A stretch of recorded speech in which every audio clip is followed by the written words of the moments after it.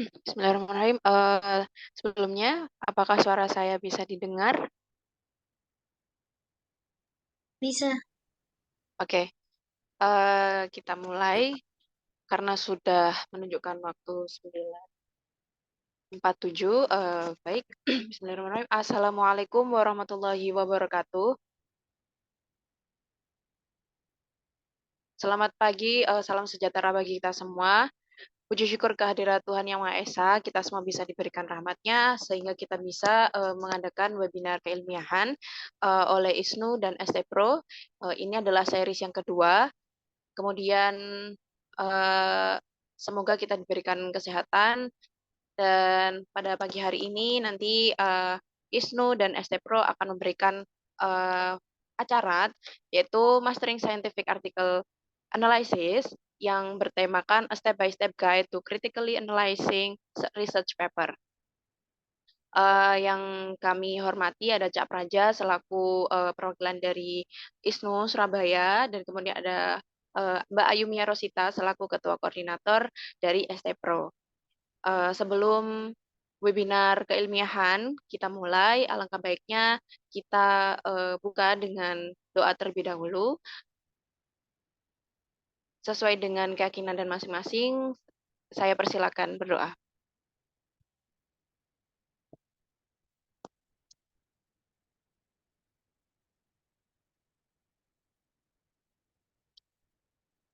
Baik, doa bisa dicukupkan.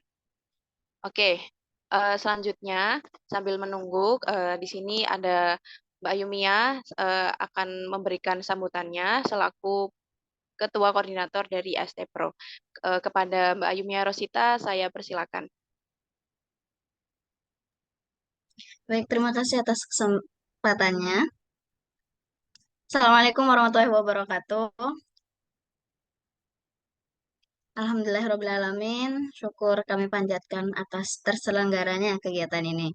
Yang terhormat di sini ada perwakilan dari ISNU Surabaya, Cak Praja. Selamat datang, Cak. Selamat bergabung.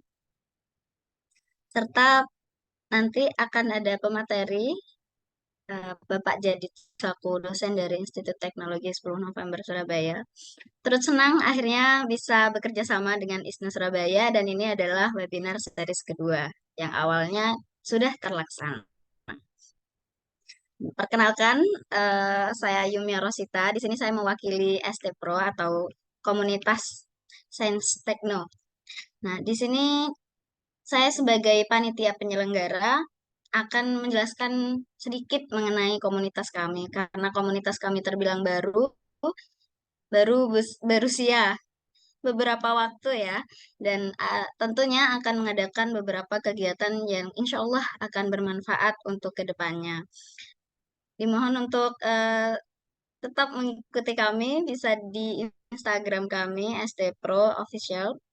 Dengan ini saya mengucapkan selamat bergabung kepada seluruh peserta. Semoga kita dapat mengambil manfaat dan ilmu yang bisa kita gunakan dan praktekkan ke depannya, baik di dunia perkuliahan atau di dunia akademik lainnya. Sekian, terima kasih saya sampaikan. Assalamualaikum warahmatullahi wabarakatuh. Waalaikumsalam warahmatullahi wabarakatuh. Terima kasih Mbak Yumia Rosita atas sambutannya pada pagi yang ceria ini. Nah, itu sedikit informasi terkait ST Pro dari Mbak Yumia. Nah, selanjutnya saya persilakan kepada Cak Praja selaku perwakilan dari ISNU Surabaya. Kepada beliau kami persilakan. Bismillahirrahmanirrahim. Assalamualaikum warahmatullahi wabarakatuh. Waalaikumsalam. Alhamdulillahirrahmanirrahim. Wa bihi nasta'in wa ala umuri dunya waddin. Wassalatu wassalamu ala asrafil anbiya'i wal mursalin. Sayyidina wa maulana Muhammadin wa ala alihi washabihi ajma'in. Yang kami hormati Bapak Dr. Jadid sebagai narasumber pada webinar kali ini. Yang kami hormati Mbak Mia Ayu Rosita, perwakilan dari ST Pro. Kemudian seluruh pengurus ISNU Surabaya, seluruh pengurus ST Pro, pegiat atau pengurus ya ST Pro, dan seluruh peserta yang hadir pada pagi hari ini. Alhamdulillah di pagi hari ini kita bisa bertemu kembali dalam acara webinar kolaborasi antara ST Pro dengan ISNU Kota Surabaya. dengan mengambil tema Mastering Scientific Article Analysis yang insya Allah siang hari ini akan dipandu oleh Bapak Dr. Jadid. Nah, Bapak Dr. Jadid ini sebelum dulu Ketua ISNU Kota Surabaya, sebelum Mas Basri, beliau sangat aktif sekali, kemudian ide-idenya kegiatannya di ISNU sangat banyak, sangat bervariatif, dan saya tidak bertemu dengan Mas Jadid ini kurang lebih 1 tahun ya, sejak beliau purna dari ISNU Kota Surabaya. Alhamdulillah, semoga dalam media webinar ini kita bisa bersilaturahim, bertemu, kita bisa sharing, mendapatkan banyak informasi terkait dengan bagaimana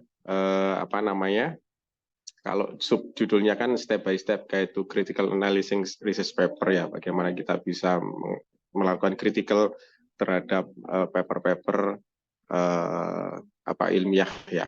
Ini kebetulan saya juga lagi join Zoom tentang optimalisasi ChatGPT ya. Yang lagi tren kan ini ChatGPT ya. Gimana kita bisa mengoptimalkan ChatGPT untuk penelitian, untuk menulis jurnal ilmiah yang saat ini memang tidak bisa kita hindarkan gitu. Saya yakin sahabat-sahabat, teman-teman mahasiswa yang sedang melakukan pendidikan, terutama di ITS juga memanfaatkan betul itu ChatGPT. Nah, dari sisi etika nanti harus kita lihat, tidak serta-merta kemudian kita full menggunakan ChatGPT untuk melakukan penulisan karya ilmiah ya, tinggal kopas gitu ya, kita tanya ke ChatGPT tinggal kopas. Nah, ada etika-etika tertentu yang harus kita pahami, dan saat ini juga banyak sekali tools yang digunakan untuk mengecek orisinalitas sebuah karya atau apakah karya ini hasil generetan dari ChatGPT atau tidak. Nah, itu juga membantu teman-teman dosen untuk mengecek hasil karya mahasiswa yang dibimbingnya. Saya kira itu. Saya juga sampaikan permohonan maaf dari Mas Basri, sedianya beliau bisa bergabung di dalam webinar ini, tapi karena beliau ada kegiatan di kampus, di UNESA, sehingga beliau titip pesan kepada saya, titip pesan kepada semua panitia peserta yang hadir di sini, terutama juga kepada Mas Jadid, beliau mohon maaf tidak bisa join ke dalam acara webinar ini. Kiranya itu yang bisa kami sampaikan. Terima kasih banyak. Semoga kolaborasi dengan ST Pro ini bisa terus berlanjut. Kita adakan kegiatan webinar-webinar selanjutnya yang sekiranya bisa memberikan manfaat sebaik-baiknya bagi lingkungan sekitar kita, bagi masa depan penelitian di Indonesia. Terima kasih. Wassalamualaikum warahmatullahi wabarakatuh. Waalaikumsalam warahmatullahi wabarakatuh. Terima kasih Cak Praja, selaku perwakilan dari ISNU Kota Surabaya. Benar banget, jadi tadi yang disampaikan oleh Cak Praja terkait ChatGPT itu sebenarnya juga sudah memudahkan, tapi nggak semata-mata kita mengandalkan ChatGPT untuk penulisan kita. Pasti kita harus tetap bisa mengkritisi dan lebih menggali lagi apa yang harus kita tulis, seperti itu. Nah, sebelum kita nih masuk ke acara inti kita pada pagi hari ini, yaitu step by step guide to critically analyzing research paper, saya mau cek ombak dulu nih, mana mungkin kameranya bisa di on cam kan, kemudian mungkin salah satunya bisa reaction dong, reaction kan kalau di offline kita bisa cek ombak dengan tepuk tangan, dengan suara. Nah, kalau di Zoom kita coba mana reactionnya, apapun sesuai dengan mood teman-teman di sini. Bisa ada kan ya reaction yang ada di Zoom, bisa dipencet apapun. Ya, monggo, baru satu nih. Wow.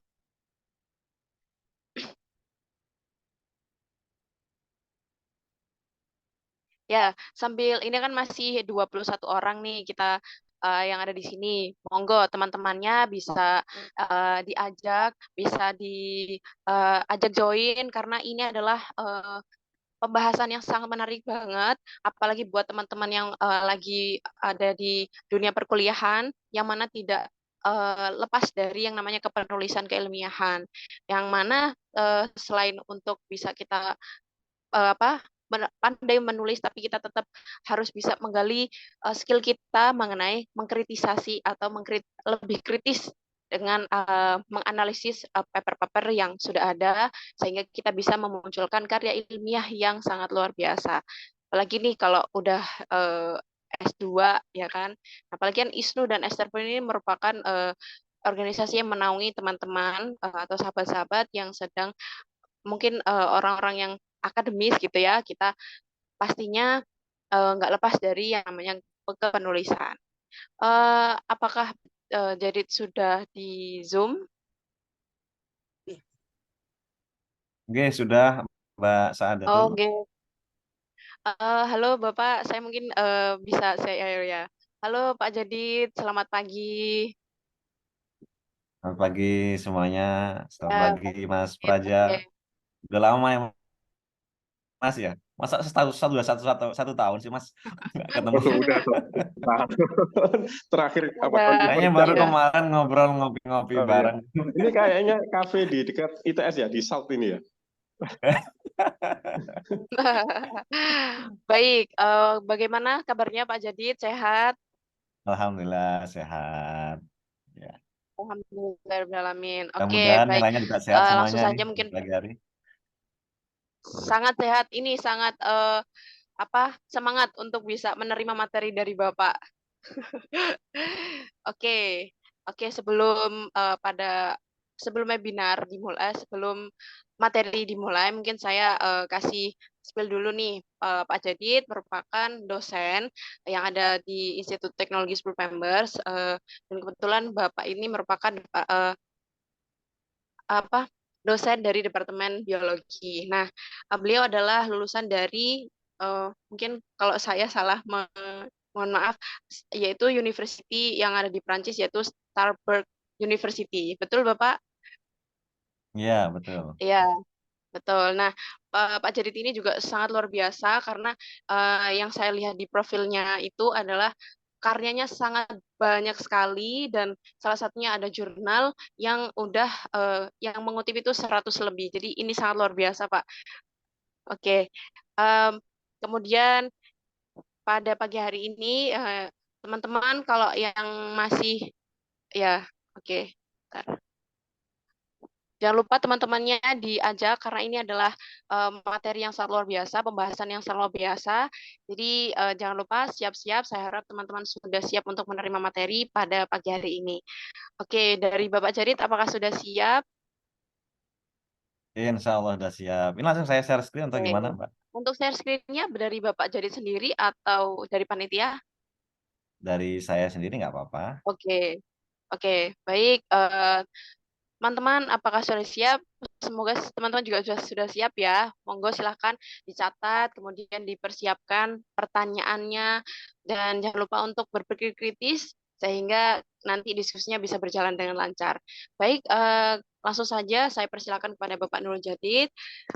Kepada beliau kami persilakan. Baik, terima kasih Mbak Saadatul ya. Bismillahirrahmanirrahim. Assalamualaikum warahmatullahi wabarakatuh. Sebelumnya Waalaikumsalam. yang saya hormati Mas Praja dari SNU Surabaya, kemudian dari SD Pro ada Mbak Ayumia Rosita, dan semua teman-teman yang hadir di acara pagi hari ini. Sungguh luar biasa ya. Saya mendapat kesempatan untuk sedikit sharing ya. Sebenarnya tulisan saya juga nggak banyak-banyak juga sih. Tapi ya mudah-mudahan ada yang bisa saya sharekan ya ke teman-teman semuanya berdasarkan pengalaman saya ya terkait penulisan dan cara mengkritisi jurnal. Jadi kalau kita berbicara mengkritisi sebuah jurnal itu mengkritisi dan menulis itu posisinya hampir bisa dikatakan bisa paralel ya. Jadi kalau kita mau menulis sesuatu tulisan yang bagus, maka kita harus tahu cara mengkritisi jurnal yang sudah ada. Nah, oleh karena itu bagaimana caranya nanti kita akan coba pilah satu-satu, kita coba cermati satu-satu, mudah-mudahan bermanfaat ya untuk rekan-rekan semuanya. Baik, ini saya slideshow sebentar. Oke. Nah, saya kemarin agak bingung dengan judulnya. Akhirnya ya sudah saya kutip aja judul yang sesuai dengan yang ada di undangan ya, Unlocking the Secrets to Write an Exceptional Scientific Reports ya. Ada banyak jurnal-jurnal ilmiah ya publikasi ilmiah, baik itu terindeks Scopus, terindeks Web of Science, macam-macam indeksasi ya dari jurnal-jurnal tersebut ya. Tapi nanti kita coba fokuskan pada beberapa jurnal yang memiliki kualitas yang bagus ya. Apa itu nanti kita akan bahas satu persatu. Ini profil saya tadi sudah disampaikan oleh Mbak Moderator. Nah, saya mulai pertama kali dengan slide ini ya. Jadi sebagai seorang mahasiswa, dosen, peneliti yang bekerja dengan sains, itu kita harus mengerti esensi dari sains itu sebelum kita melakukan kritisasi tulisan maupun menulis karya ilmiah. Saya kutip satu filosofi dari Confucius bahwa to know what you know and what you do not know is the true knowledge ya. Jadi mengetahui apa yang sudah kamu tahu sebenarnya, sudah kita ketahui bersama, dan mencari tahu apa yang belum kita ketahui itu adalah pengetahuan yang sejati. Itu kurang lebihnya seperti itu. Confucius berkata seperti itu. Dan itu semua ada di sains. Sains berasal dari bahasa Latin ya, scientia, yang berarti saya tahu di situ. Jadi basisnya adalah memang untuk mengetahui ya. Jadi untuk menjadi saintis yang hebat ya, researcher yang hebat, maka harus ada rasa ingin tahu yang kuat dari seseorang ya. Dan sains itu kalau kita cermati dia bersifat selalu berkembang. Jadi selalu berkembang, tidak ada yang stagnan dalam dunia sains ya. Jadi ilmu itu terus berkembang ya.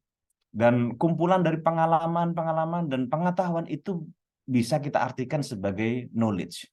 Jadi kalau yang sudah bekerja di dunia industri misalkan ya, tidak hanya yang basicnya adalah peneliti atau dosen atau guru ya, atau researcher di BRIN misalkan, tidak hanya seperti itu, tetapi di dunia industri pun orang juga memiliki pengetahuan dalam memecahkan masalah ya, masalah-masalah yang ada di dalam perusahaan seperti itu, dan itu akan berkembang menjadi sebuah pengetahuan di situ ya, menjadi sebuah pengetahuan. Dan apabila pengalaman dan pengetahuan yang sudah kita dapatkan ya, kemudian kita coba rangkum menjadi sebuah tulisan yang tersusun secara sistematik dan teratur, dan itu semua kita kerjakan dengan metode ilmiah, ya, scientific method, maka kita akan bisa menghasilkan sebuah karya ilmiah. Ya, fungsinya apa itu pengetahuan karya ilmiah itu? Fungsinya tidak lain adalah menerangkan sesuatu yang sudah terjadi, menerangkan sebuah fenomena alam misalkan, kemudian bisa jadi fungsinya untuk meramalkan. Jadi ada sebuah ini, kemudian kita prediksikan ke depan seperti apa dengan basis fakta yang terjadi pada saat ini. Dan untuk tujuan apa? Misalkan salah satunya untuk mengendalikan gejala alam. Itu fungsi-fungsi dari sains itu sendiri. Dan tujuannya tidak lain dan tidak bukan adalah mencari kebenaran sebenarnya. Jadi kalau kita saintis, peneliti atau seorang yang memiliki kuriositas tinggi, maka yang dicari adalah kebenaran. Oh, apakah hal ini sudah benar? Apakah hal ini sudah memenuhi kaidah-kaidah ilmiah atau tidak? Nah, untuk bekerja di bidang sains, ya, kita harus seringkali diharuskan untuk menemukan sesuatu yang baru. Tadi saya berkata bahwa sains itu bersifat dinamis, ya. Karena dinamis, maka pasti ada sesuatu yang baru. Nggak mungkin, ya, kalau Anda melakukan penelitian misalkan, nggak mungkin ada sesuatu hal yang ya sudah hanya replikasi dari penelitian-penelitian sebelumnya. Pasti ada sesuatu hal yang berbeda di situ. Ya, ada sebuah novelty di situ. Sains itu mengenali fakta atau fenomena, mendeskripsikan, meramalkan untuk perbaikan, ya, untuk memperbaiki suatu permasalahan yang ada, ya, dan menghasilkan kalau orang-orang apa namanya sains murni misalkan, ya, sains murni rata-rata kebanyakan untuk menghasilkan sebuah teori, ya.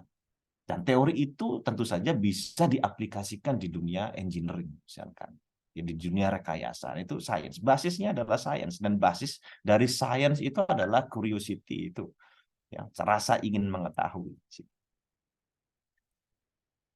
Nah, dalam bergerak di bidang sains itu ada, kita harus, karena ada curiosity tadi saya sampaikan di situ, maka ada riset di situ, ya, untuk melihat karena untuk menjawab rasa ingin tahu kita, ya, maka kita harus melakukan riset, ya. Riset itu dari bahasa, ini bahasa Prancis, ya, Prancis akarnya pun juga dari Latin, ya, maknanya recherche, cherche itu mencari, ya berulang kali, recherche ya berulang kali mencari apa, ya mencari kebenaran itu sendiri sebenarnya, Penulisan ilmiah. ya, ya, ya, mencoba menemukan sesuatu, ya, di sini research itu mencoba untuk menemukan sesuatu yang bergantung pada rasa ingin tahu. Jadi basisnya adalah rasa ingin tahu sebenarnya. Jadi itu adalah salah satu kodrat kita juga sebagai manusia, ya, rasa ingin tahu, ya. Nggak mungkin manusia itu nggak memiliki rasa ingin tahu. Nggak mungkin dia tidak memiliki rasa itu. Ya, jadi kalau ya mungkin yang memang membedakan dari satu individu dengan individu yang lain adalah seberapa besar rasa ingin tahu kita, gitu aja. Ya, tapi bagaimana basisnya, kodratnya itu adalah dia memiliki, manusia itu pasti memiliki rasa ingin tahu. Melihat, ya, kita bisa diberi berkah, apa namanya, oleh Allah, ya, indera penglihatan, penciuman, merasakan. Ya, kita melihat sesuatu fenomena alam, pasti kita ingin tahu kenapa kok fenomena alam itu bisa seperti itu. Nah, itu sudah rasa ingin tahu. Dan kemudian diterjemahkan selanjutnya menjadi hipotesis, kemudian permasalahan, bagaimana cara strategi kita memecahkan masalah itu, atau menjawab hipotesis yang sudah ada. Itu basis dari riset dan penerapan metode ilmiah. Tentu saja dengan kaidah-kaidah ilmiah. Anda mungkin yang sudah lulus S1 juga dulunya pasti ada mata kuliah metodologi penelitian, ya, basis bagaimana Anda diajarkan kaidah-kaidah ilmiah. Itu seperti apa? Itu kaidah-kaidah ilmiah itu yang digunakan oleh kita, ya, sebagai peneliti, researcher, ya, scientist atau apapun itu, ya, terserah itu yang ingin menggunakan karya ilmiah, ya, yang ingin memproduksi karya ilmiah sebagai landasan untuk melakukan riset itu sendiri. Nah, apa itu sebenarnya riset, ya? Ini sekali lagi, ya, apa namanya, perjalanan bagaimana kita bisa meng-create sebuah riset, ya. Ya, ini mungkin kalau mungkin mahasiswa S1, ya, oke lah, ya. Anda mungkin punya yang di universitas ada PKM, ya.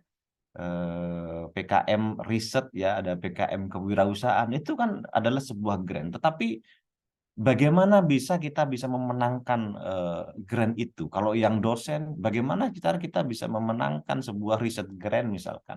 Nah, itu berangkatnya dari mana? Dari riset itu sendiri sebenarnya. Mulai dari awal, ya, kemudian kita melakukan planning, ya, project, ya, melakukan submit apa namanya, riset grant proposal kita, ya. Anda mungkin mahasiswa PKM misalkan dapat funding, kemudian apa namanya, dilakukan, ya, dilaksanakan, ya, riset tersebut, ya, project tersebut, running risetnya, close project, kemudian impact-nya harus kita kalkulasi apakah riset grant kita memberikan impact, ya, di situ, ya. Dan kemudian tentu saja harus kita publikasikan. Kenapa, ya? Agar orang-orang yang lain mengetahui, ya. Jadi ilmunya nggak dipek dewe, ya. Ilmunya nggak kita ambil sendiri, ya. Kita buka untuk dunia luar, ya, untuk orang-orang lain, siapa tahu bermanfaat, ya. Jadi ada outputnya adalah publikasi. Nah, ini yang penting menjadi ranah kita di sini dalam apa namanya, dalam webinar di pagi hari ini ya. Nah ini ya, great researcher. Apa itu great researcher? Ya dia memiliki kemampuan atau pengetahuan yang tinggi di bidang literatur ya. Jadi punya literasi yang tinggi, memiliki ide-ide yang sangat kreatif ya, novelty tinggi, memiliki kemampuan eksperimental yang juga tinggi ya. Kemudian merupakan kolaborator yang ulung ya. Zaman sekarang nggak ada yang, kalau kita ingin bergerak dengan cepat maka kita harus berkolaborasi. Demikian pula dengan dosen peneliti ya, kalau ingin cepat ya kita harus berkolaborasi dengan orang lain di situ. Ya, kemudian dia juga good peer reviewer ya. Artinya apa? Kita juga harus bisa mengkritisi pekerjaan orang lain.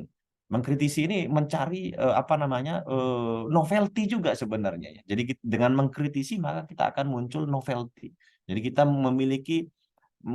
kita bisa melihat celah yang belum dilakukan oleh orang lain, dan itu kita bisa tembak atau targetkan sebagai background riset kita di situ ya. Great researcher juga dia juga merupakan great scientific writer ya. Jadi nggak ada ceritanya peneliti dia kerja di lab aja terus tapi dia tidak dipublikasikan, nggak ada yang mengakui ya, tidak ada yang mengakui dia itu hebat ya, dia itu melakukan pekerjaan ini, tidak ada orang yang mengetahui ya. Oleh karena itu kita harus mempublikasikan itu ya. Good mentor ya, juga menjadi supervisor yang bagus, bisa dengan mudah menerangkan ya perkara-perkara atau hal-hal yang bersifat rumit kepada audiens yang lain yang mungkin dia tidak satu bidang dengan kita ya. Atau bisa menjelaskan dengan mudah kepada orang-orang yang sebidang dengan kita. Nah, itu adalah tantangannya. Karena itu saya seringkali ada mahasiswa S1, saya punya bimbingan mahasiswa S1 karena saya pekerjaannya adalah sebagai dosen. Mahasiswa S1 saya punya bimbingan mahasiswa S2. Biasanya mahasiswa S2 ini sudah sedikit demi sedikit bimbingan saya sudah latih untuk membantu membimbing saya dalam membimbing anak-anak S1. Sudah saya kasih porsi ini, anak S1 ya, TA-nya kamu yang pegang, ini yang pegang siapa yang dan seterusnya, agar dia punya kemampuan dalam memanage sebuah tim, itu penting juga di situ ya. Dan yang terakhir ya, ini great scientific writer ya, publikasi itu sendiri ya. Kita harus bisa menghasilkan good scientific writing di situ ya.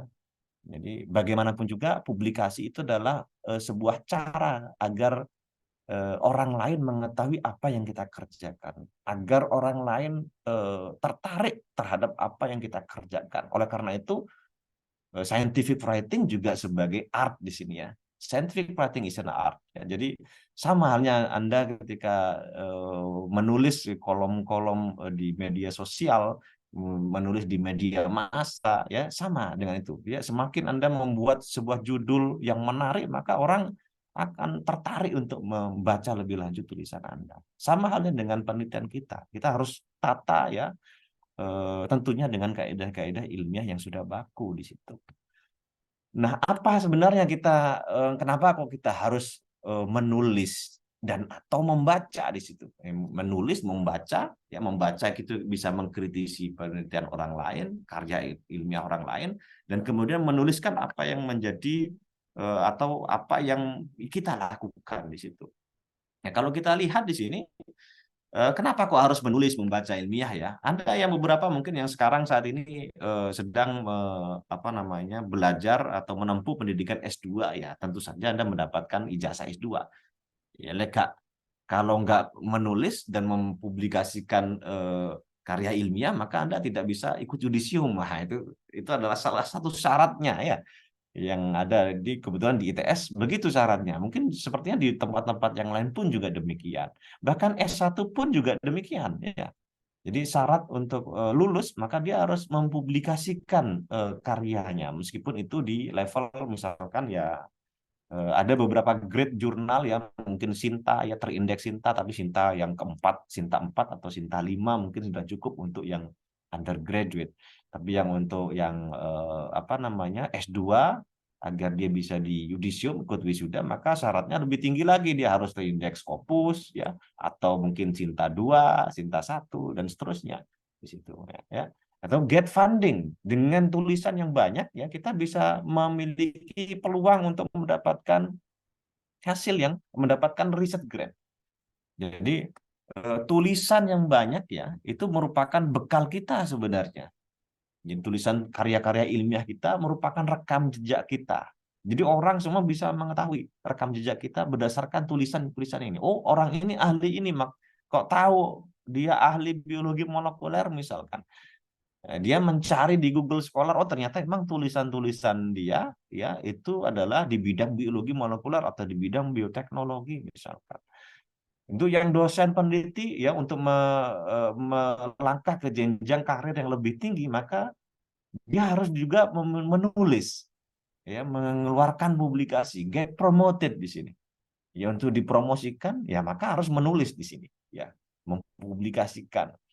Untuk yang mahasiswa, get the text done. Jadi ada tugas. Jadi dosen kadang ngasih, oh ini saya kasih beberapa paper, ya. Kemudian coba Anda bikin review dari paper-paper tersebut. Membuat review dari paper-paper tersebut bukan berarti kadang-kadang mahasiswa agak rancu ya, tidak bisa membedakan antara mereview dan mentranslate. Jadi kadang-kadang disuruh mereview tapi yang dikerjakan mentranslate sebenarnya. Jadi ada jurnal ditranslate aja. Bukan seperti itu review. Review adalah mengumpulkan data dan mengulasnya dengan bahasa kita sendiri, menjelaskan apa yang sudah dikerjakan oleh orang lain, itu review.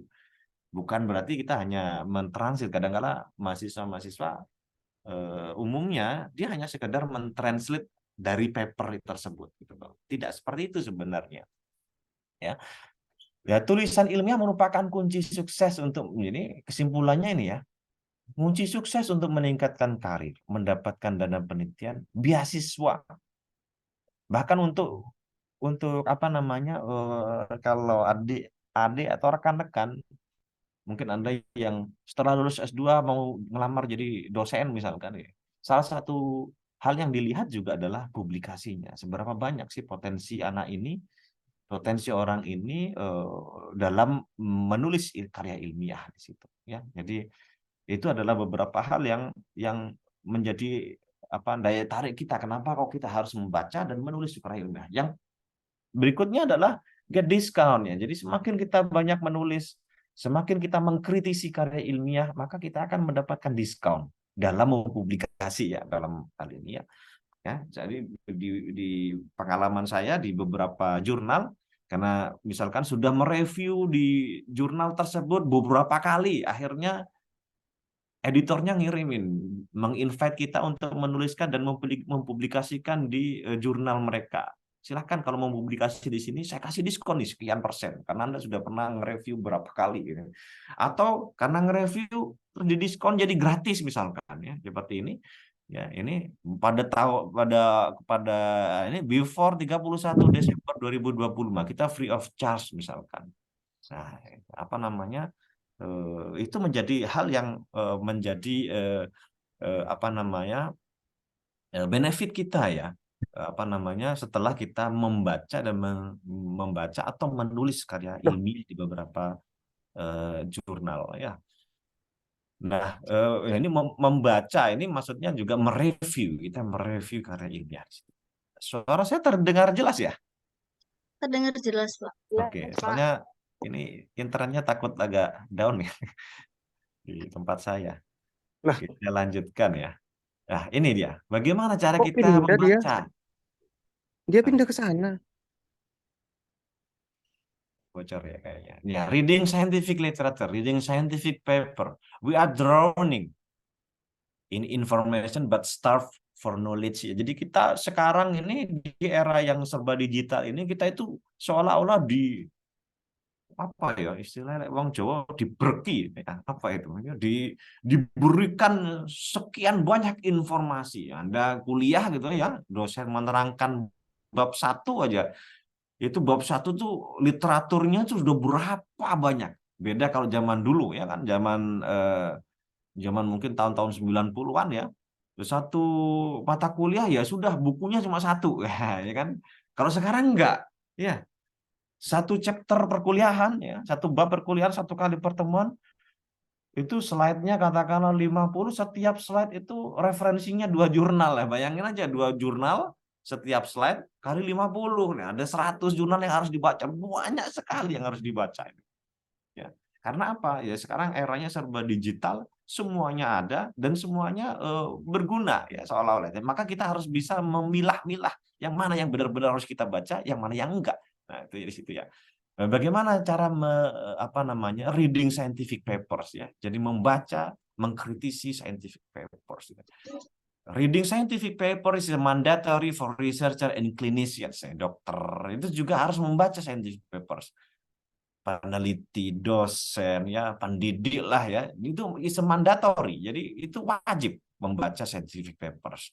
Ya, karena apa? Ya, kalau di textbook ya, textbook itu apalagi textbook yang terbitannya tahun-tahun kuno ya, itu sudah ketinggalan zaman situ. Karena jurnal dengan membaca scientific paper, jadi scientific papers tells you what is currently happening. Jadi scientific papers karena dia selalu update terus ya, maka dia akan memberikan ilmu atau pengetahuan terbaru which is currently happening. Yang benar-benar terjadi recently gitu. Compare to textbook. Kalau textbook ya dulu dipublikasikan, diterbitkan di tahun 2000 ya sudah di era 2000 itu aja. Tapi kalau scientific papers dia terus-menerus terbaru, ada ilmu-ilmu baru, ada teori-teori baru yang bermunculan. So, reading scientific paper is a must for students interested in research, ya, for choosing their topics and carrying out their experiments. Jadi untuk mahasiswa ya penting sekali membaca jurnal. Ya. Kenapa kok harus membaca jurnal? Karena kita harus tahu, ya. Karena tadi ya di slide awal bahwa researcher itu harus menemukan sebuah novelty. Nggak bisa kita melakukan eksperimen, tetapi eksperimen itu hanya pengulangan saja dari orang lain. Harus ada sesuatu yang baru di situ. Nah, mencari gap di situ ya, mencari gap apa yang belum dilakukan oleh orang lain, itu salah satu caranya adalah membaca. Jadi di pengalaman saya kalau mencari topik ya, maka mahasiswa diberi tugas ya cari referensi. Jadi beberapa papers itu minimal 20 papers katakanlah apa yang belum dikerjakan oleh orang di bidang ini. Jadi dia akan menulis orang A, si peneliti A dia menulis dia meneliti tanaman X misalkan yang diteliti apa hasilnya seperti apa. Peneliti B dia melakukan penelitian ini dan seterusnya dan seterusnya. Jadi di situ kita buat sebuah table di situ maka akan kelihatan yang mana yang belum dilakukan oleh orang lain, ya, yang mana yang benar-benar baru. Nah, di situ akan terlihat gapnya dan kemudian apakah kita interest kemudian ya, apakah kita tertarik untuk melakukan itu atau tidak itu nanti ya, selanjutnya ya keputusan selanjutnya gimana ya. To update oneself with progress in particular field. Jadi kita membaca ya untuk benar-benar berprogres ya, untuk mengupdate ilmu kita. Ya, ya. Jadi tadi ya kalau kita bacaannya ya yang nggak up to date ya, maka ya ilmunya juga nggak akan up to date juga di situ. Kenapa kok kita harus membaca scientific papers? Karena the experiment can be replicated ya. Karena tulisan ilmiah itu dibuat dengan kaidah-kaidah ilmiah. Nah, salah satu kaidah ilmiah itu adalah menjelaskan dengan rinci dan detail ya metodologi yang dilakukan dan bagaimana menganalisanya. Nah, karena kita harus mendetailkan metodologi yang kita lakukan di eksperimen kita ya, maka dari situ akan terlihat step by step dari metode yang dikerjakan untuk menjawab pertanyaan atau hipotesis dari seorang peneliti. Dan itu pasti bisa direplikasi. Artinya apa? Kalau kita ngebaca, maka kita akan menemukan cara di sini. Oh, orang ini meneliti untuk menganalisis sebuah permasalahan X misalkan, maka dia menggunakan metode ini. Di sisi yang lain, misalkan di paper yang lain, peneliti Y misalkan dia menganalisis permasalahan yang sama seperti peneliti yang pertama tadi, tapi dia menggunakan metode yang lain. Maka kita bisa memperkaya metode yang bisa dilakukan untuk menjawab sebuah permasalahan yang sama. Nah, itu dapatnya dari mana ya? Dari membaca di situ. Dan itu bisa direplikasi. Eksperimennya orang yang di jurnal itu kan harus dipertanggungjawabkan.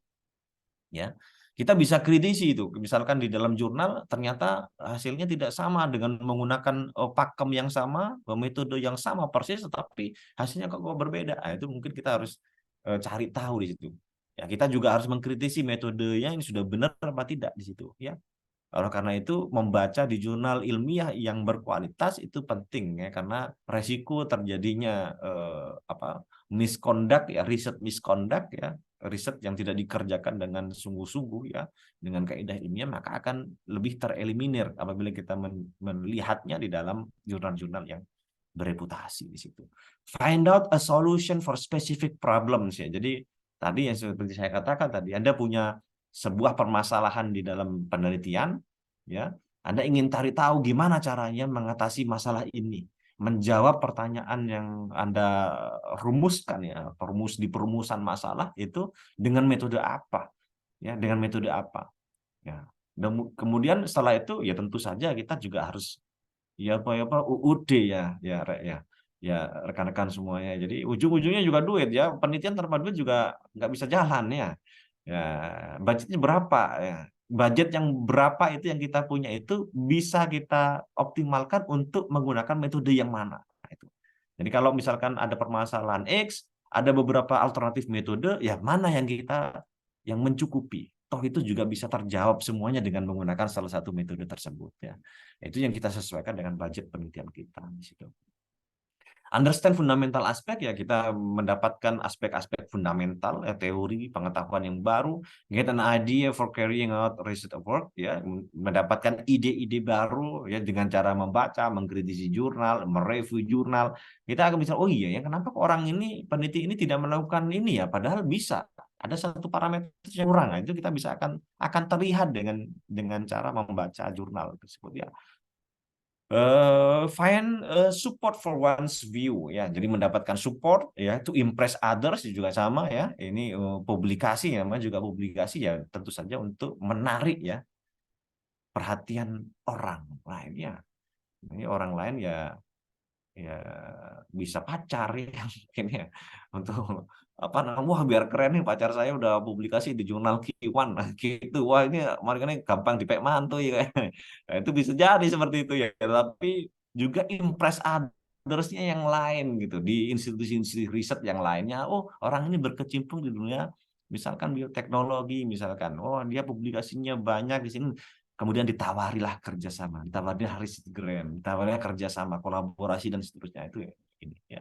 Reading should be fun ya. Jadi memang kalau kita ini ya di tengah ini di ilustrasi ini ya, rekan-rekan bisa lihat bahwa ngeluh ya tugasnya wakil dikasih dosen banyak sekali papers yang harus dilihat, tapi pusing di situ.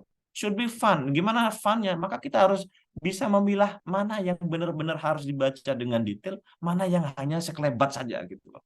Ya, jadi tidak semuanya harus kita baca satu persatu. Yo, namanya kalau dibaca semua mendem ya, mabuk kita ya.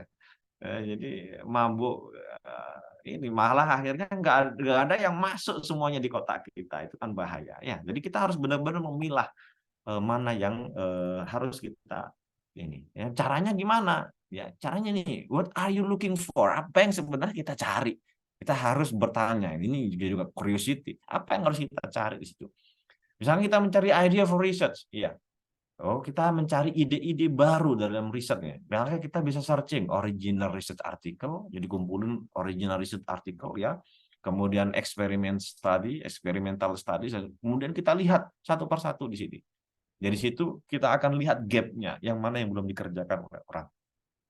Kalau kita ingin melakukan diagnosis, terapi, prognosis untuk apa namanya,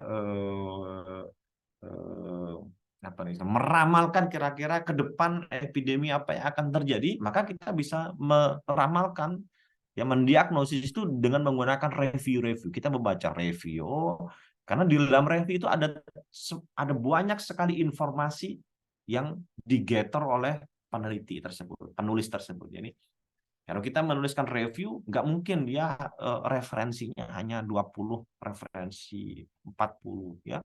Nggak mungkin seperti itu. Referensi dalam sebuah review papers itu mungkin harus sekitar 100-an referensi. Jadi pustakanya itu 100. Nggak mungkin kalau Anda membuat review, Anda pustakanya hanya 20 pustaka atau 50 pustaka. Ya, nggak mungkin. Karena ada banyak data yang harus dikumpulkan menjadi satu kesatuan, dan kemudian itu dijelaskan dengan cara yang lebih lugas dan logis di situ. Ya, mencari topik di situ. Anda bisa membaca systematic review, meta-analisis. Ini sering sekali dulu waktu zaman COVID ya, banyak sekali yang ditugaskan untuk membuat review dengan meta-analisis ya, atau naratif review di sini. Nih ya, tadi ya tentu saja disuruh ngebaca itu pasti orang bingung ya. Ngebaca ini ya, jurnal artikel make appear intimidating. Jadi delok kalau udah suruh kasih baca satu paper, yang dilihat dulu adalah halamannya. Lah kok ternyata 20 halaman, udah ngepir duluan ya. Wah, 20 halaman ya. Terus habis itu dilihat lagi gambarnya sama grafiknya kok bulat kayak gini ya. Rumit sekali, kompleks sekali. Itu udah pusing duluan. Jadi orang udah pusing duluan. Maka dari itu, maka kita harus tahu benar mana bagian-bagian mana yang harus kita perhatikan dalam jurnal. Nah, bagian-bagian itu mengacu pada struktur dalam jurnal. Struktur dalam jurnal itu kurang lebih sama. Ya, di mana-mana ya mirip-mirip itu ya. Title tentu saja ada judulnya, kemudian ada abstraknya, ya, a brief overview of the article. Jadi abstrak adalah ringkasan, ya, ringkasan, overview dari sebuah artikel yang secara keseluruhan tadi. Introduction. Ini adalah background information and statement of the research hypothesis. Jadi adalah background, ya, latar belakang kenapa kok kita melakukan penelitian itu, permasalahannya apa, kemudian bekal dari riset-riset sebelumnya itu apa, itu yang kita tuliskan dalam introduction. Methods, ya.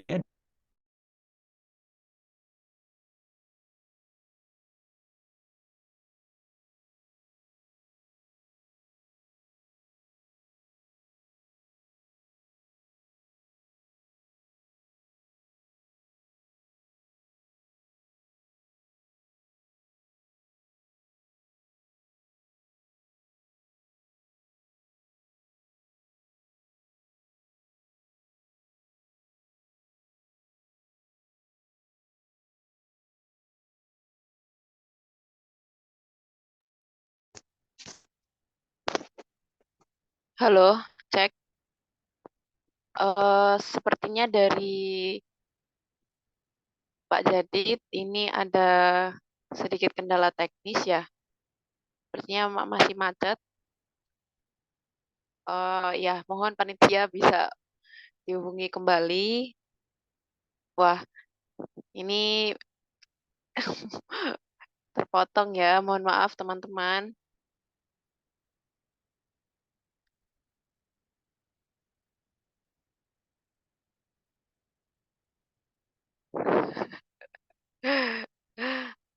Oke, sambil menunggu Pak Jadid bisa bergabung lagi. Mana nih? Tadi aku udah bilang, saya bilang kalau ada ya tes obat dulu deh. Mana reactionnya? Halo, Oh tes ya, alhamdulillah hilang ya. sudah. Iya Bapak macet.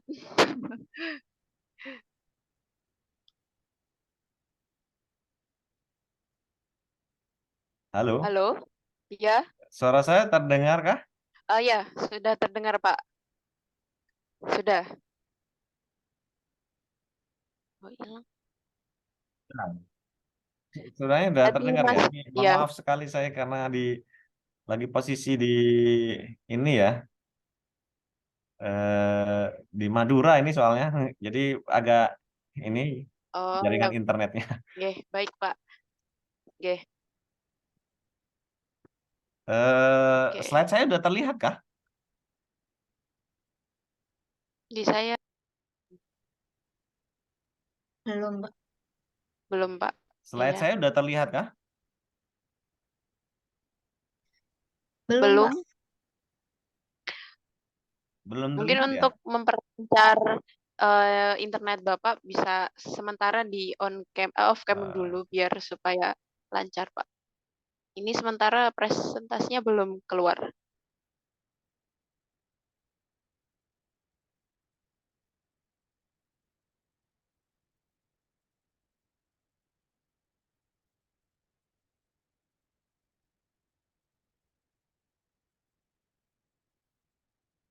Nah, sepertinya masih macet lagi dari Bapak Jadid. Baik, mohon maaf teman-teman. Ya, untuk tes ombak lagi deh. Mana reactionnya teman-teman? Kalau di offline kan saya pasti mana tepuk tangannya atau mana suaranya lah. Kalau yang di Zoom saya butuh reactionnya nih. Tunjukkan mood kalian pada pagi hari ini deh. Moodnya Mbak Yumia, monggo.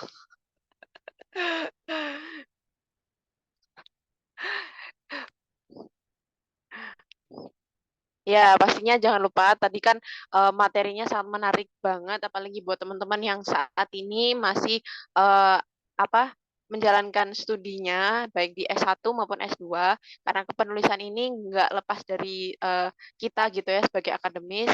Jangan lupa nanti siapkan pertanyaannya, siapkan kita bisa diskusi dengan lancar gitu ya. Apakah Pak Jadid sudah bergabung kembali, Mbak Panitia? Belum ya? Belum, Masih Mbak. saya hubungi, Mbak. Oke. Ya, Sam.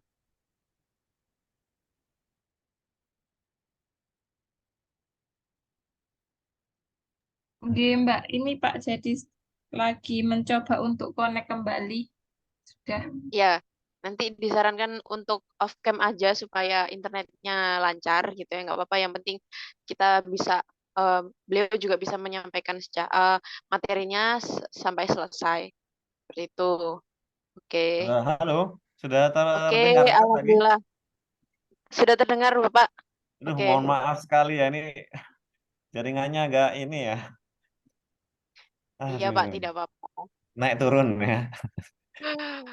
Ya, memang Saya yang percepat deh ini, menyenangkan. Oke, mudah-mudahan. boleh. Tidak apa-apa, Pak. Sudah terlihatkah slide saya? Oke, sudah. Oke, baik, saya lanjutkan. Kayaknya tadi sampai ini ya, putus ya, tahu-tahu hilang aja. Ya, ya Pak, di sini. Betul. Ya, jadi saya lanjutkan ya. Mohon maaf sekali lagi rekan-rekan semuanya. Jadi ini adalah apa namanya struktur dasar ya, struktur yang umum kita jumpai pada karya-karya ilmiah. Jadi ada title, ada judul, abstrak, metode, result, discussion. Ya, result itu hanya dia menampilkan data-data kita yang kita peroleh. Dalam bentuk apa? Dalam bentuk gambar, dalam bentuk tabel, dalam bentuk grafik ya. Kemudian discussion itu adalah menginterpretasikan. Jadi kalau di dalam sebuah karya ilmiah dia result, jadi kadangkala karya ilmiah itu ada yang menggabungkan antara results and discussion, itu menjadi satu bagian. Jadi result and discussion itu jadi satu bagian, ada juga yang meminta untuk dipisah resultnya sendiri, discussionnya sendiri. Jadi kalau dia menjadi satu bagian result and discussion, maka kita menuliskan terlebih dahulu hasilnya, kemudian kita bahas, kita interpretasi kenapa kok hasil tersebut bisa seperti itu, penjelasannya apa. Nah, tapi kalau dia terpisah, maka kita hanya di result ya, di apa namanya section results, maka kita hanya menuliskan hasil-hasil penelitian kita apa. Oh, dia hasilnya sekian kandungan, misalkan kandungan klorofilnya sekian, misalkan. Oh, dia hasil pengukuran gaya apa, misalkan sekian, viskositas air sekian dan seterusnya. Hanya itu saja yang disampaikan. Habis itu diinterpretasikan pada section discussion. Kemudian terakhir ada reference, ada juga jurnal yang ada conclusion ya, meminta untuk ada section conclusion sendiri ya, jadi kesimpulan itu menjadi satu section sendiri, atau kadang-kala kalau tidak ada maka conclusion itu dimasukkan di dalam section discussion, di bagian akhir dari discussion itu diberi diberi jatah satu paragraf untuk conclusion, biasanya seperti itu. Terakhir reference ya, reference nanti disesuaikan dengan jurnal itu sendiri, data tulisnya maksudnya ya.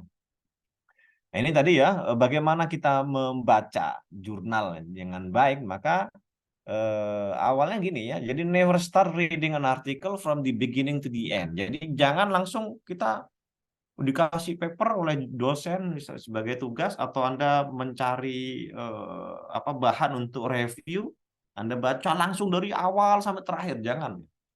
Ya, jadi belum tentu yang Anda dapatkan, jurnal yang Anda dapatkan itu sesuai dengan yang Anda inginkan di situ ya. Jadi kita harus lihat dulu, apakah is the title related to the topic that I'm looking for? Apakah judul itu relate ya, berhubungan dengan topik yang kita cari apa enggak? Ya. Does it have the keyword which I have in mind? Jadi Anda dalam membaca jurnal atau karya ilmiah harus punya keywordnya. Oh, topik saya ini ya, maka keywordnya misalkan plant tissue culture, feeding precursor, misalkan senyawa ini dan seterusnya. Misalkan itu aja sebagai keyword. Itu ada apa tidak di situ? Kalau tidak ada, maka skip the article and go to the next. Ya, jangan terus dibaca atau sampai akhir ya. Kalau Anda punya waktu luang yang banyak juga nggak apa-apa ya sebenarnya. Tapi ya kalau Anda waktunya sedikit ya muspro ya. Kalau hanya untuk menambah kaya saja nggak apa-apa ya. Tapi kalau untuk Anda fokus ke tugas Anda atau ke paper Anda, maka Anda bisa skip di artikel ya yang tidak berhubungan dengan topik kita ya. Kemudian apabila dia sesuai dengan topik kita ya, keywordnya, maka Anda lanjutkan ke abstrak. Anda baca abstraknya atau summary ya. Atau Anda lihat langsung ke conclusion, kira-kira sesuai enggak dengan yang kita cari sebenarnya. Dan seterusnya, apabila sudah sesuai terus, maka kita baru baca satu persatu. Ya. Ya. Aims and objektifnya sudah sesuai atau belum, hipotesisnya apa, permasalahan yang ada seperti apa, conclusionnya precise apa enggak, kesimpulannya itu dia sudah tajam atau belum ya. Kemudian apabila itu semuanya bisa kita jawab dengan sesuai dengan apa yang kita inginkan, baru Anda bisa membaca the entire of the article ya. Jadi keseluruhan dari artikel tersebut Anda bisa baca. Ya. Nah, kemudian finding an idea ya. Jadi mencari ide-ide ya. Mencari ide-ide itu tentu saja Anda bisa lakukan ya dengan cara pertama misalkan ya, mengulas dengan menggunakan metode descendancy approach ya. Apa itu descendancy approach ya? Identify a paper's offspring. Jadi anakan dari paper-paper itu. Those recent publication that reference the earlier work ya, forward searching. Jadi dengan menggunakan forward searching. Jadi misalkan ada paper ini ya, ada paper ini Anda bisa lakukan dengan cara masuk ke dalam Scopus di situ ya. Kemudian dari ketika Anda klik judul ini, maka di dalam database Scopus tersebut akan muncul di situ, oh dia paper ini dia disitasi oleh berapa dokumen misalkan, berapa artikel misalkan. Oh, misalkan di sini katakanlah ini hanya katakan saja ada 23 dokumen artikel yang mensitasi itu. Maka untuk melihat progres perkembangan riset yang sudah kita lakukan sebelumnya, maka kita bisa menelaah dari paper-paper yang mensitasi kita. Oh, ternyata orang lain juga meneruskan pekerjaan kita loh. Apa yang dikerjakan oleh orang lain, maka ini yang kita lihat di sini. Dengan cara menelusuri apa yang sudah dilakukan oleh orang lain yang mensitasi karya ilmiah kita.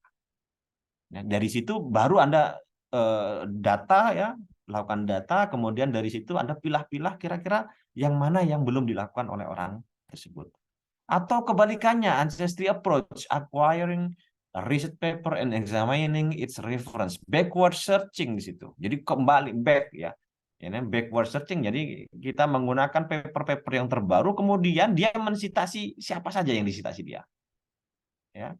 Ya, jadi apa yang jadi misalkan ini paper ini multi lineage potential of adult human mesenchymal stem cells misalkan. Di sini kita lihat dia menggunakan berapa referensi. Oh, 44 apa saja yang disitasi oleh dia. Ya, itu Anda bisa cari ya. Kemudian menelaah dari yang dia sitasi. Gitu. Jadi kebalikannya yang tadi yang forward searching, tapi ini sekarang backward searching. Itu bisa Anda gunakan untuk mengidentifikasi atau mencari ide-ide baru, ide-ide penelitian yang baru di situ. Nah, kemudian cara yang lainnya adalah dengan cara melihat hot topics atau current issue in the world misalkan ya. Karena ini sekarang apa sih riset-riset yang terbaru ini apa ya sekarang ya?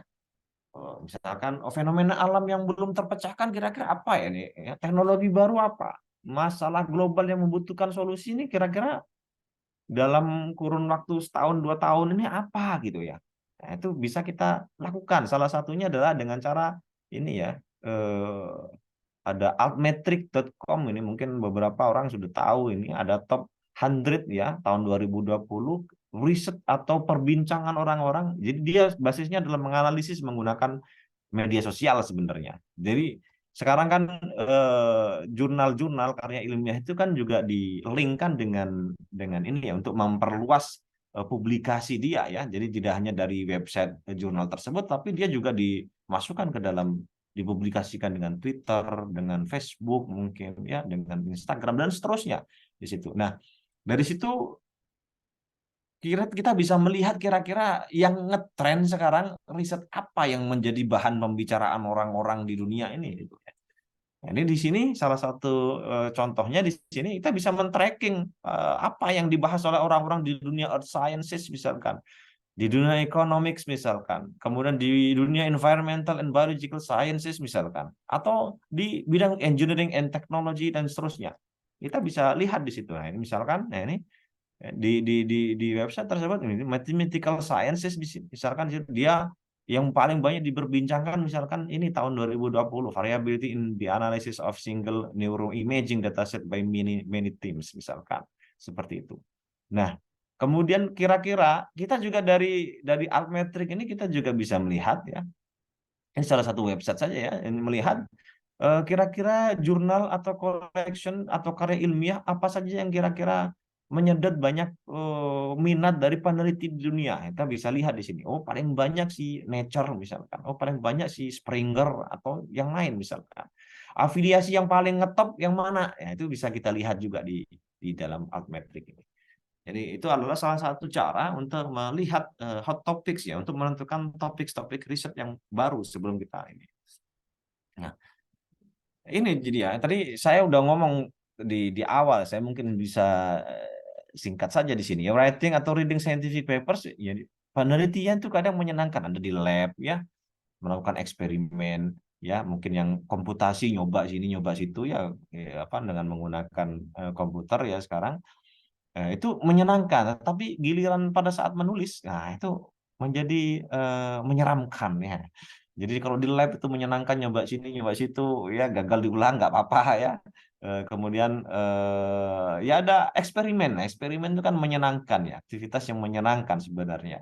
Tapi begitu selesai dapat data, habis itu ditagih sama dosennya tuh, mana datamu ya, tulisanmu mana ini, nggak ditulis-tulis di paper misalkan, atau di tesis ya, atau di naskah skripsi atau TA, mana tulisanmu, pembahasanmu gimana ini. Nah, itu baru menyeramkan ya, bingung mau menulisnya mulai dari mana ya. Kita mau menulis dari mana. Nah, sebenarnya kalau di dalam dunia riset ya, itu di mana saja, di universitas, kemudian di balai-balai penelitian ya, peneliti ya, itu peneliti yang namanya peneliti, dosen kan juga selain pengajar juga peneliti ya, itu pasti butuh pasukan ya. Pasukan ini siapa? Pasukan dalam hal ini, dalam konteks ini adalah pasukan sebagai asisten peneliti. Sebagai asisten peneliti. Nah, siapa asisten peneliti ya?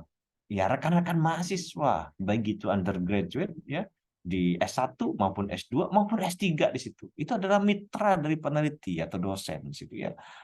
Nah, tidak bisa dipungkiri juga bahwa asisten peneliti itu ya mahasiswa-mahasiswa ya, mungkin rekan-rekan semuanya di sini ya, itu dari kaum milenial gitu ya. Ya apa salah satu ciri-cirinya ya, beberapa ciri-cirinya adalah tech savvy di situ ya, yang ngerti dunia apa namanya komputasi gitu ya.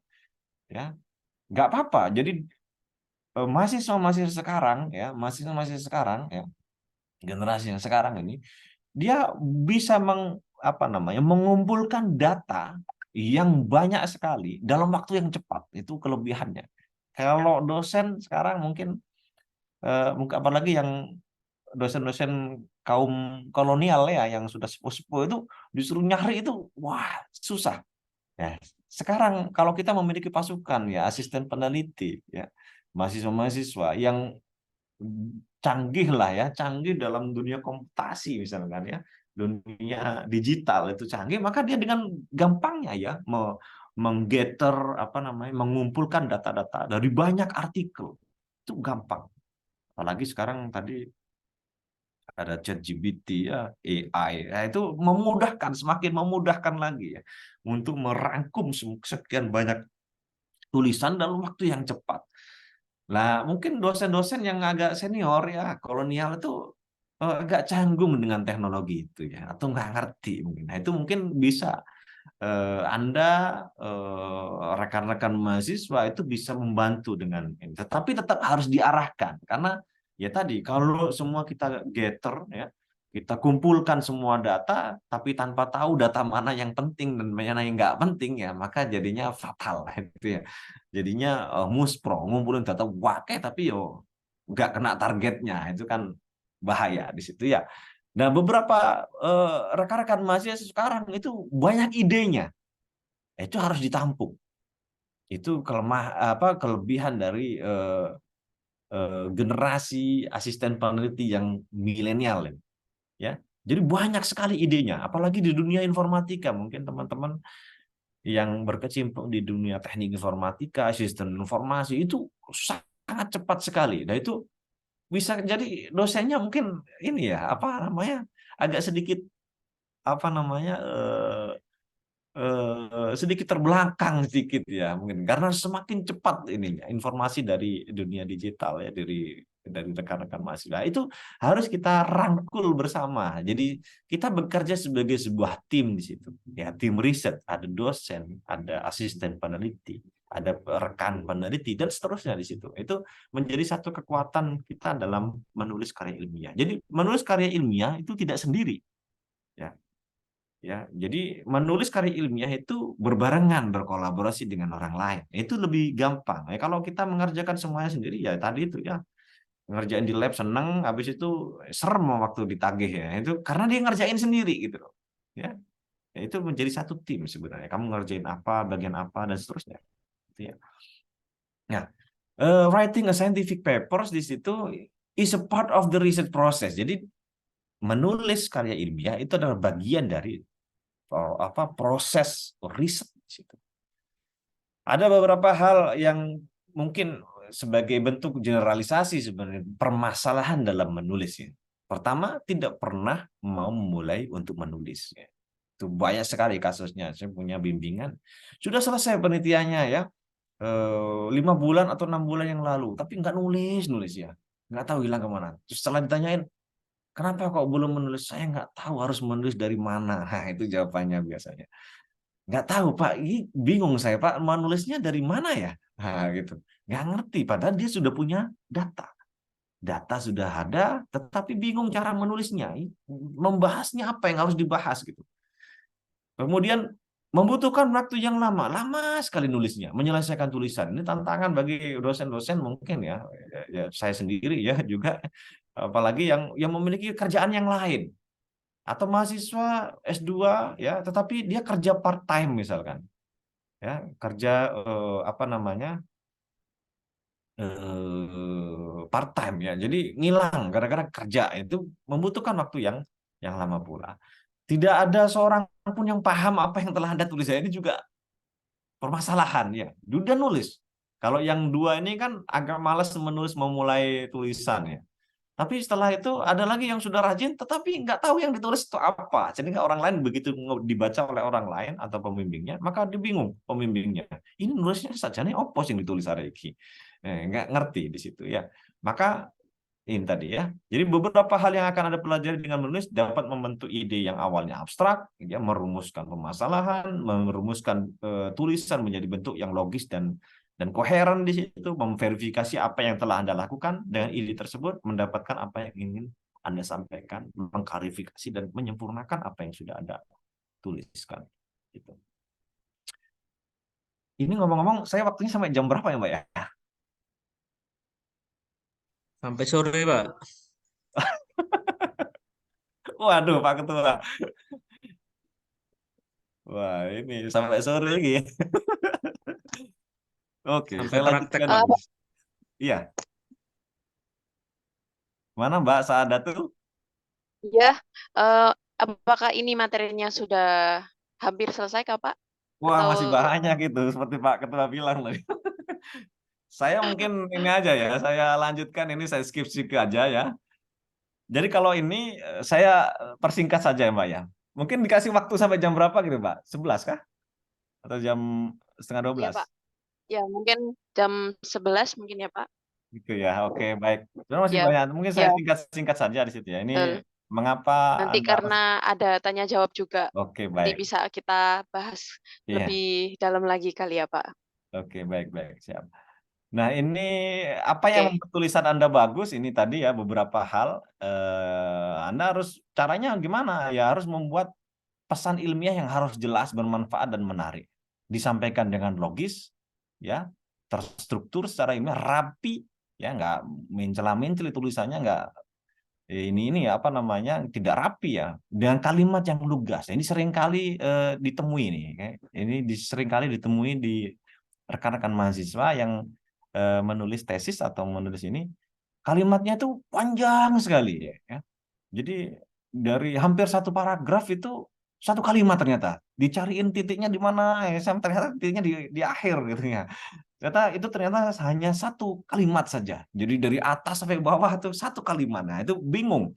Kalimatnya tidak lugas dan tidak jelas. Semakin panjang kalimat semakin tidak lugas dan semakin tidak jelas itu. Jadi malah abstrak. Ini yang dibahas apa sebenarnya? Itu harus hati-hati di situ. Ya, kemudian naskah manuskrip ilmiah yang baik mampu membuat pembaca atau reviewer memahami dengan mudah. Jadi kalau berbelit-belit ya menginterpretasikan orang ngebacanya menjadi hal yang tidak menarik ya. Apa namanya yang kita tuliskan di situ. Ini tipe-tipenya Anda saya pikir sudah tahu, ada karya ilmiah, skripsi, tesis, makalah dan seterusnya. Dan ini mungkin yang untuk papers ada full article di sini ya. Kemudian ada letters, rapid communication. Anda bisa lihat di sini bahwa kalau yang letters, rapid communication, short communication dia lebih ringkas, review itu dia merangkum tadi yang saya katakan tadi, ceritakan tadi ya. Identifikasi kita menulis itu untuk siapa pembacanya, target jurnal yang mana harus sesuai. Kalau jurnal biologi tapi dimasukkan di dalam jurnal biologi yang lebih spesifik, misalkan ke fisiologi tapi dimasukkan ke apa namanya evolusi, plan evolution misalkan ya nggak menarik. Jadi nggak bisa jadi nggak sesuai scope dari jurnal, itu akan berakibat ditolak jurnalnya. Kemudian caranya melihat jurnal, mentarget jurnal, Anda bisa menggunakan beberapa situs di sini, Jurnal Finder, Elsevier juga ada, Springer juga ada, Wiley ada, terus kemudian Taylor and Francis pun juga ada, bisa memanfaatkan situ. Ada dua hal tipe, ada Gold Open Access yang berarti dia bisa diakses oleh orang banyak, biasanya dia berbayar dan agak mahal ya, Gold Open Access ya. Atau yang hybrid ya, karena hybrid dia biasanya umumnya itu gratis ya, tetapi tidak full akses, itu aja yang membedakannya. Ada lisensi jurnal. Nah ini kalau Anda cermati di jurnal ada tulisan ini, maka artinya dia berlisensi dan bisa diperbanyak atau bisa disebarkan ke orang lain dengan tanpa ada konsekuensi apapun ya. Hati-hati dengan jurnal predator ya. Biasanya mudah sekali diterima, baru submit sekarang kemudian lusa sudah diterima. Nah itu bahaya di situ ya. Ada artikel embel-embel baru submit kemudian dibalasi langsung ada artikel hanya akan diproses apabila Anda membayarkan sekian dolar misalkan. Itu biasanya umumnya adalah abal-abal, belum diterima kok apa namanya sudah minta APC ya, artikel processing charge ya di situ. Promosinya bersifat agresif ya, via email seringkali kita dibombardir oleh tawaran-tawaran invitation dari jurnal-jurnal tersebut, seringkali mencatut nama peneliti sebagai dewan editor tanpa izin, ya, ada judul atau website dibuat mirip dengan jurnal yang lain atau sudah banyak dikenal agar menipu kita. Oh, ini Plant Physiology itu Q1, tapi ada lagi Plant Physiology apa gitu ya, dibuat mirip-mirip seperti ini. Mispersepsi bahwa open access dengan APC tinggi, ya, article processing charge tinggi, itu adalah jurnal predator. Sebenarnya tidak seperti itu juga ya. Banyak jurnal-jurnal yang Q1 yang tinggi-tinggi sekali dan memang mahal karena open access ya. Jurnal-jurnal di bidang kedokteran itu ada The Lancet, itu bayarnya juga mahal dan diterimanya juga susah ya. Nature, Science itu juga mahal-mahal semuanya dan diterimanya pun proses reviewnya juga susah. Ada beberapa anekdot kalau kita mensubmit ke jurnal internasional bereputasi yang bagus. Biasanya kalau kita submit misalkan ke Nature, submit sekarang kalau tahu-tahu seminggu kemudian sudah ada balasan dari editor dari jurnalnya, maka bisa jadi jurnal kita ke reject ya. Tapi kalau agak lama berarti mungkin ada kesempatan ya, ada peluang bahwa jurnal kita sedang dicarikan reviewer untuk mereview paper kita. Itu ya ini harus memilih jurnal yang tepat ya. Artikel yang ada dalam referensi Anda memiliki kemungkinan untuk membawa Anda pada jenis jurnal yang tepat ya. Jadi Anda caranya mencari adalah salah satunya dengan cara melihat referensinya. Oh, topik-topik penelitian yang seperti ini kebanyakan orang-orang itu peneliti-peneliti itu mensubmit pada jurnal-jurnal tertentu seperti ini itu bisa dicari. Baca publikasi terbaru pastinya, paling tidak abstraknya ya, cari topik yang menarik, signifikan dan seterusnya. Cermati apakah jurnal tersebut merupakan peer review, ya, ada single blind ya, dia hanya direview oleh satu orang saja dan tidak diketahui dia siapa, double blind, ya, ada dua ini ya, kemudian atau open di situ. Siapa pembacanya, berapa lama artikel tersebut diterima untuk publikasi. Biasanya saya lihat di situ, kita bisa lihat biasanya yang S2 biasanya kan kena deadline tuh, mau yudisium harus segera publikasi di situ ya. Akhirnya harus nyari yang cepat, maka harus disiasati, dilihat di situ ya. Biasanya di jurnal-jurnal tersebut menuliskan di situ ya riwayatnya, ya receive pada tanggal sekian, kemudian review tanggal sekian dan accept tanggal sekian. Nah, di situ Anda bisa lihat kira-kira ya rata-rata paper tersebut diproses dalam kurun waktu berapa lama agar mendapatkan jawaban pertama, apakah itu harus direvisi atau itu ditolak atau itu accepted dan seterusnya. Itu bisa kita lihat di riwayat dari jurnal tersebut. Apakah jurnal tersebut masuk kategori jurnal yang bagus atau tidak ya? Itu ya ada banyak sekali kategori ya, apakah itu jurnal yang bagus atau tidak ya. Harus diperhatikan ya tata cara penulisan yang baik di situ ya. Saya singkat saja ini bisa ini ya.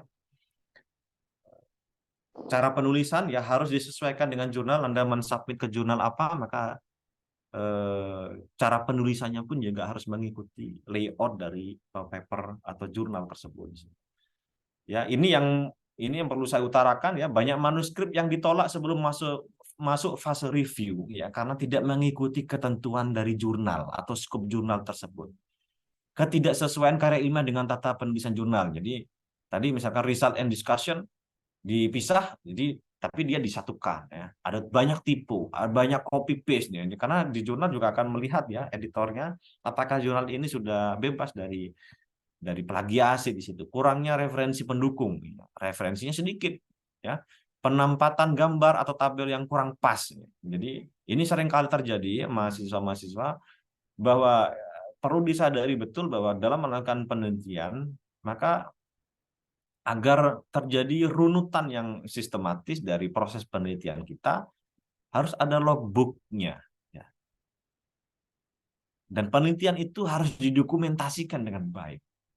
Jadi pemilihan gambar, pengambilan gambar yang kurang pas, maka bisa berakibat fatal di situ dalam proses review jurnal tersebut. Ya. Jadi harus diperhatikan kualitasnya. Jangan ya rodok bondo titik lah ya, memakai di foto ya hasil eksperimen kita fotonya foto yang kurang kurang bagus ya, view-nya nggak bagus, dia nggak ditata ya, sama layaknya Anda foto di studio kan ditata dengan background yang bagus dan seterusnya. Sama seperti halnya dengan foto-foto di studio, maka foto-foto penelitian kita harus kita atur dengan baik juga di situ. Kemudian biasanya kita juga mengusulkan reviewer. Kira-kira saya mensubmit jurnal ke jurnal A, ya, paper ke jurnal A, kemudian di situ ada tawaran. Kira-kira siapa ya potensial reviewer yang bisa Anda ajukan di situ. Anda mengajukan teman sendiri yang background penelitiannya tidak sama misalkan seperti itu. Ya itu bisa jadi ditolak. Meskipun ya hak prerogatif itu tetap pada editor ya. Meskipun kita mengirimkan potensial reviewer yang pas ya, tetapi kalau editornya nggak karep gitu ya, nggak mau ya sudah nggak akan dipakai gitu ya. Jawaban atau respon yang secara substantif tidak menjawab pertanyaan reviewer. Kita harus hati-hati sekali dalam menjawab pertanyaan reviewer dan harus sopan. Bagaimanapun reviewer juga manusia ya. Jadi karena manusia kita harus hormati meskipun ya tidak harus benar-benar dengan kata-kata yang konotatif yang ini ya, yang mendayu-dayu, hiperbola, nggak perlu seperti itu, tapi ya paling tidak harus menghargai kerja review. Karena kebanyakan reviewer tidak dibayar ya. Dibayarnya kadang-kadang cuma diskon ini aja ya, submit ini jurnal ini banyak nge-review terus dikasih diskon, ditawarin dikasih diskon, itu aja. Ya. Standar penulisan dalam bahasa Inggris yang kurang. Ini Anda bisa bisa diakali dengan cara meminta bantuan teman-teman yang mungkin dari sastra Inggris ya, yang belajar sebagai translator atau menggunakan beberapa situs-situs proofreading yang sangat membantu dalam menuliskan tata tulis bahasa Inggris yang lebih tepat dan baku untuk karya ilmiah. Oke, baik. Saya pikir ini sudah melewati ya, Mbak Sadeh tadi ya. Ada Iya, banyak Pak. ini mungkin lain kali lah ya. Saya ini. Bener, Baik, ya, betul banget. terima Iya, kasih. ini mungkin kalau diteruskan kata Pak Basri akan sampai sore, mungkin sampai malam bisa jadi ya, Pak. Iya, saya menyapa dulu. Halo Pak Basri, selamat ini menuju siang ya. Selamat siang, Pak. Sehat, Pak. Assalamualaikum. Alhamdulillah. Waalaikumsalam. Ya, ya tadi diwakilkan oleh Cak Praja karena Pak Basri masih ada acara gitu ya. Oke, langsung saja biar tidak berlama-lama karena ini topik yang sangat menarik gitu ya. Ini pasti dari rekan-rekan semuanya, sahabat-sahabat dan teman-teman semuanya pasti ingin bertanya kepada Bapak Jadid. Nah, sebelum ini sih, sebelum saya menampung pertanyaan-pertanyaan nih, saya ingin satu ya pertanyaan dari saya gitu ya Pak, terkait kepenulisan gitu ya. Apalagi yang namanya publikasi gitu ya. Mereka kan ya pasti yang pasti di-highlight adalah novelty. Nah, novelty itu sendiri yang dilihat itu apa sih Pak, jadi karena ketika sudah membaca banyak review, membaca banyak riset paper gitu, oh kita punya ide ini gitu. Ternyata dalam reviewnya ketika sudah mau dipublikasi, oh ternyata sudah ada gitu novelty ini gitu.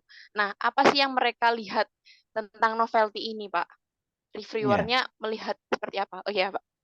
Iya. Iya, jadi memang ya novelty itu jadi beberapa tahapan dalam submission papers itu ada beberapa tahapan ya. Jadi pertama ketika kita submit paper kita ke jurnal tertentu, maka itu akan dikaji oleh bagian teknisinya dulu. Itu biasanya dilihat kesesuaian cara menulisnya.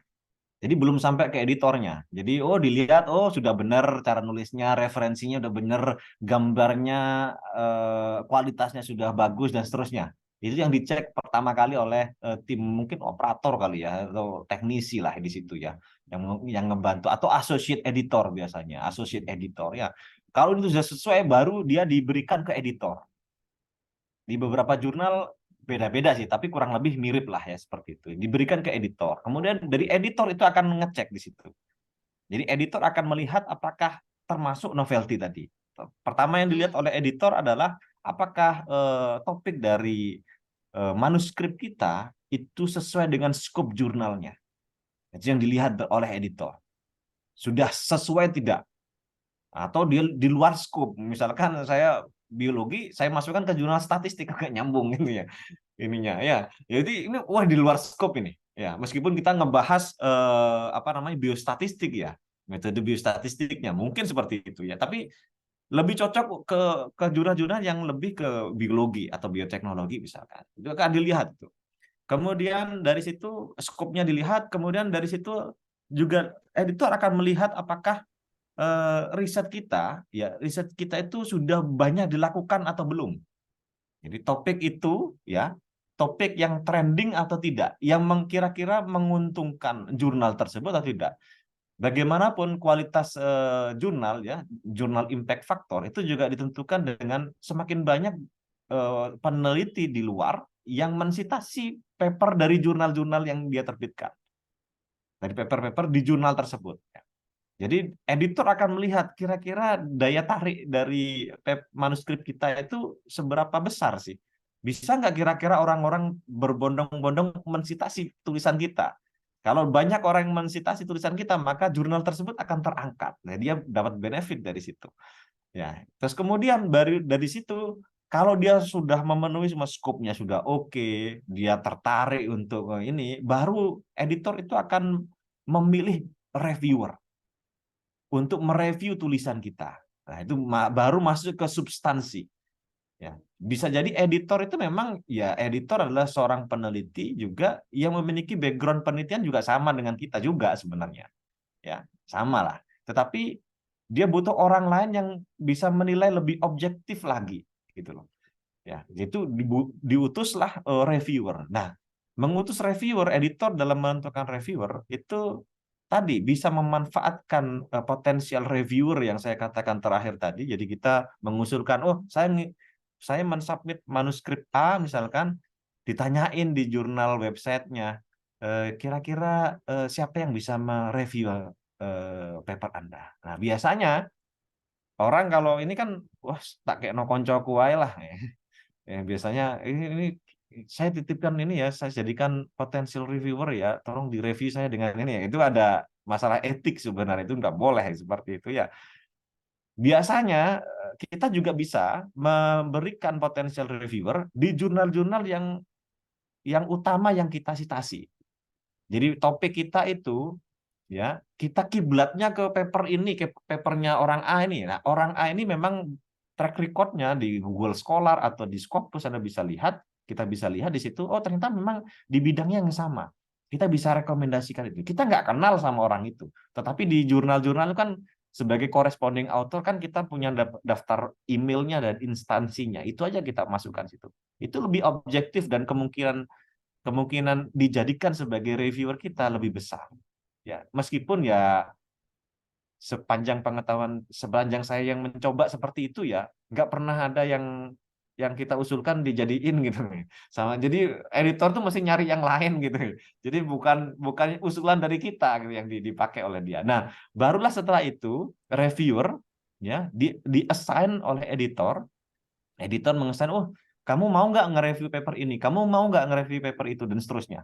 Barulah setelah itu tugas reviewer menilai tulisan kita, termasuk novelty tadi yang Mbak Saadatul tadi tanyakan tadi ya. Jadi di situ dilihat di situ, oh kira-kira topik kita itu banyak samanya nggak dengan penelitian yang lain. Gitu. Itu yang pertama yang dilihat ya. Sudah pernah dilakukan apa belum gitu. Itu pasti ditanya. Kalau memang sudah pernah dilakukan ya, tapi dia menggunakan kita menggunakan metode-metode yang up to date dan seterusnya lah ya, yang bagus dan bisa dipertanggungjawabkan secara ilmiah ya. Biasanya dia akan mau memberikan rekomendasi, meskipun itu biasanya major revision ya. Jadi bukan minor revision tapi major revision. Jadi major revision dia biasa mengatakan, saya pernah mengalami seperti itu, bedamu apa dengan paper yang ini? Dan dia langsung tahu gitu loh, oh paper ini mirip dengan kerjaannya si paper ini. Meskipun itu bukan kita ya, kita nggak terlibat dalam menulisan paper yang terdahulu, tapi dia bisa langsung memberikan daftar pustakanya. Papermu Mbak Iki apa beda nih? Jadi paper Anda dengan papernya orang ini, dengan referensi ini apa bedanya? Jelaskan dengan detail. Kalau kita bisa menjelaskan dengan detail perbedaan kita dengan paper sebelumnya, maka itu kemungkinan bisa lolos. Gitu. Yang kedua adalah selain topik itu, yang kedua adalah yang dicermati adalah metode. Itu juga hal yang diinikan.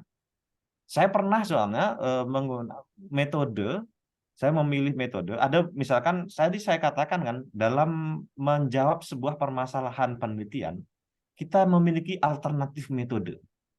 Jadi permasalahan A itu bisa dijawab dengan menggunakan metode A, B, C, D. Itu alternatifnya.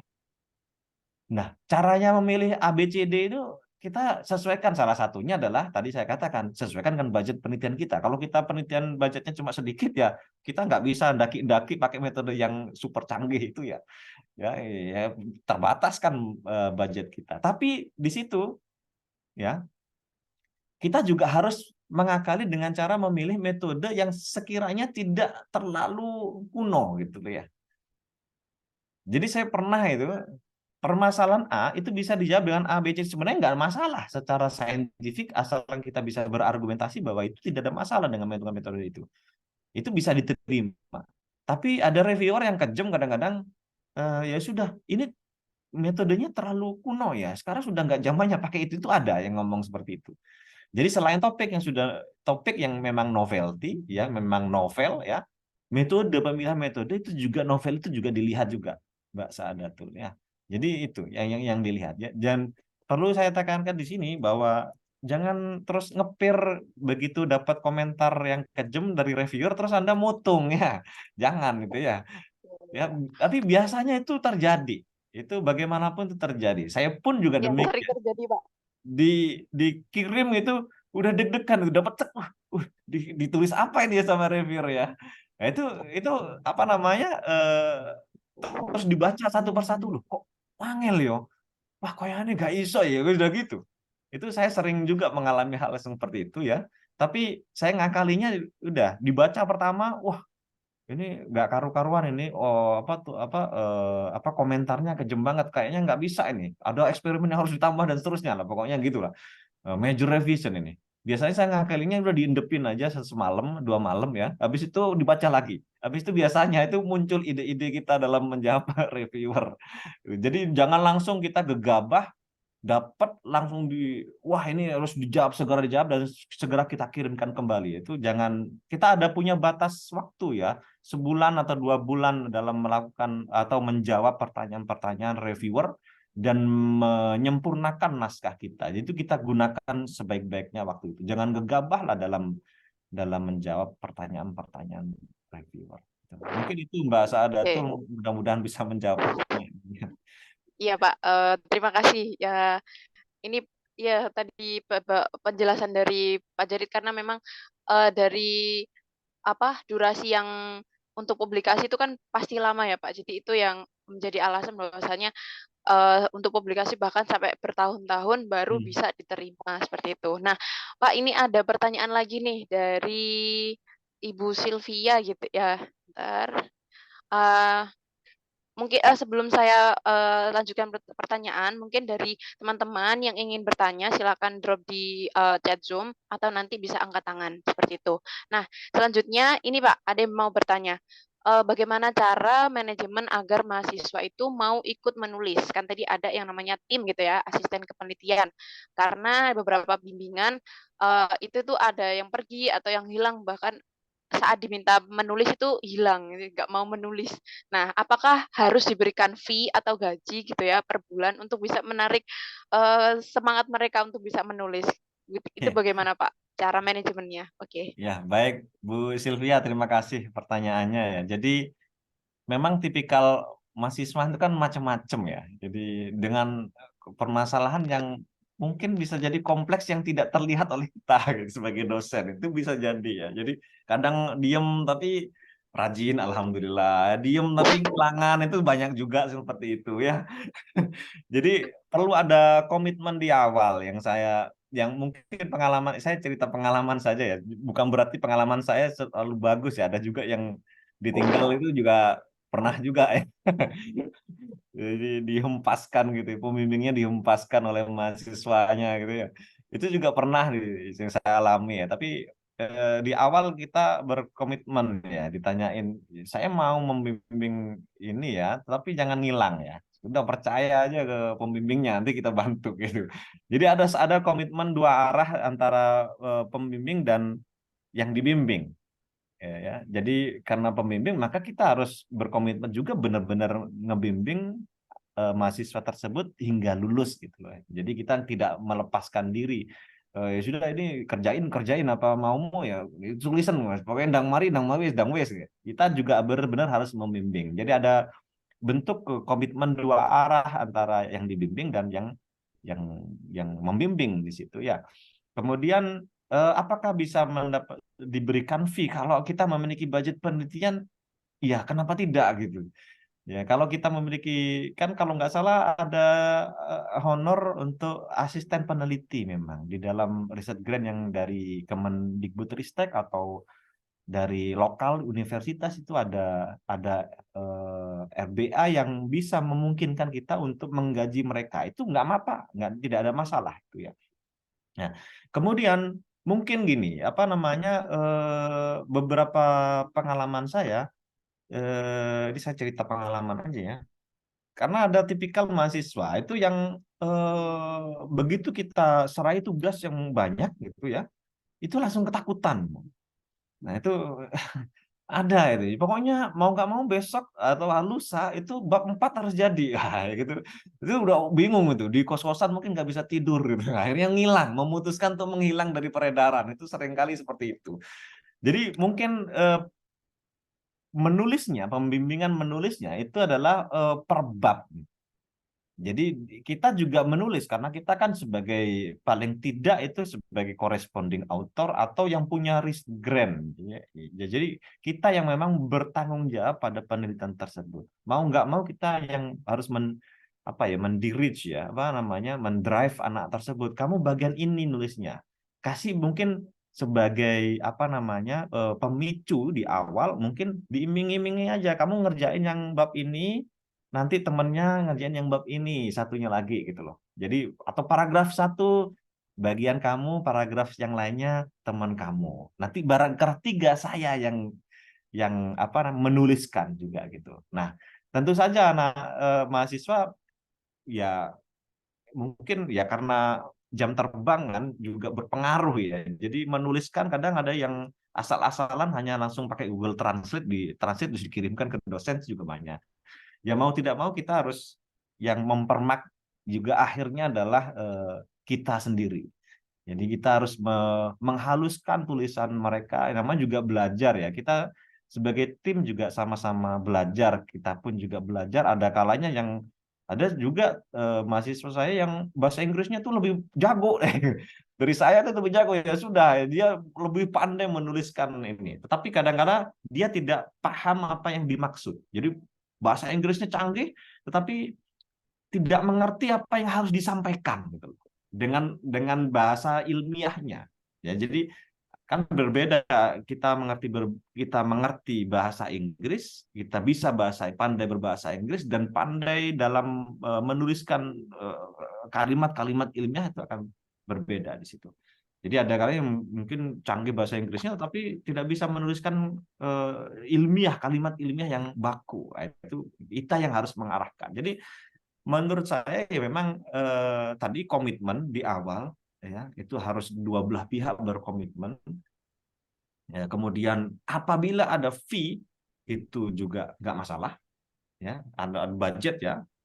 Itu untuk menarik memang ya tidak bisa dipungkiri Bu Sylvia ya memang itu ini ya daya tarik juga ya bagi mahasiswa untuk terlibat dalam penelitian kita gitu ya. Jadi boleh di kita kalau ada fee budget dari proyek-proyek atau apa kita bisa memberikan fee di situ kepada mahasiswa sebagai asisten peneliti. Sebenarnya meskipun mahasiswa itu ikut proyek kita itu sudah di-free-kan semuanya kan sudah tidak ada bayar apa-apa mahasiswa tersebut. Bahan habis kita yang beli, ya analisis kita yang ngebayar dan seterusnya. Itu sebenarnya ya sudah benefit tersendiri bagi mahasiswa itu gitu loh. Sudah kita bantu demikian rupa. Di departemen kami kemungkinan sebagian besar ya hampir 90-an lebih ya hampir 100% itu mahasiswa sudah mengikuti proyek dari penelitian dosen dan itu free of charge semuanya, termasuk sampai dipublikasi. Yang terakhir mungkin kalau memang kerja mahasiswa tersebut bagus dan kemudian apa namanya dia rajin ya disuruh ngebantu ini apa mungkin bisa dikasih embel-embel yang lain ya mungkin bisa rekreasi dikasih rekreasi tapi berbalut seminar gitu ya. Karena kamu berangkat ke Bali ya, kamu presentasiin di sana tuh sekalian rekreasi udah kamu berangkat ya, kasih sangu seneng anak-anak itu ya. Itu mungkin bisa jadi apa namanya beberapa alternatif ya. Kadang-kadang saya juga mengirimkan mahasiswa saya untuk mengikuti seminar di lain-lain ya sekalian kamu refreshing aja udah kerja di lab masa di lab terus saya udah seminar ya. Satu atau dua topik yang dihasilkan di dalam eksperimen Anda presentasikan silahkan sekalian healing tipis-tipis lah mungkin itu Bu Sylvia mudah-mudahan bisa menjawab ya pertanyaan jenengan matur nuwun. Baik, terima kasih atas jawabannya dari Pak Jadid. Semoga dari Bu Sylvia juga eh, semoga jawabannya dari Pak Jadid sudah menjawab ya Bu. Oke, selanjutnya ada yang ingin bertanya? Monggo silahkan. Oke, ya dari Mbak Ayumia silahkan. Baik, terima kasih atas kesempatannya, Pak Moderator. Nah, Pak, saya di sini ingin bertanya, kan dalam dunia publikasi ya, itu ada jurnal terbuka dan jurnal yang berbayar. Nah, kalau dari masing-masing jurnal terbuka dan jurnal berbayar ini, keuntungan dan resikonya apa saja? Kemudian untuk pertanyaan saya selanjutnya, apa ada tips tersendiri ya Pak dalam konteks publikasi jurnal yang multidisiplin ini pastinya? Apa ada strategi khusus yang bisa kita gunakan untuk mencapai audiens yang nantinya akan lebih luas? Kan tadi Pak Jadi juga disebutkan banyak banget yang mengambil referensi dari penulisan dari Pak Jadi. Ya, terima kasih Mbak Ayumia ya pertanyaannya. Jadi memang ada dua tipe ya. Saya tadi mungkin belum sempat banyak menjelaskan itu karena terkendala waktu ya. Jadi ada open access tadi ya, atau hybrid ya. Ada yang closed. Jadi kalau open access kita jurnal tersebut bisa diakses oleh semua orang. Ya, bisa diakses oleh semua orang dan itu gratis itu. Ya, implikasinya apa? Implikasinya adalah kemungkinan jurnal kita disitasi oleh orang semakin besar. Karena bisa diakses dengan mudah ya. Apalagi kalau dia di broadcast pakai Twitter ya, Instagram dan seterusnya. Sekarang modelnya soalnya ada beberapa jurnal yang seperti itu. Jadi begitu kita accepted langsung Twitter langsung ini. Kita dikirimi link Twitter, disuruh nyebarin ke kolega dan seterusnya.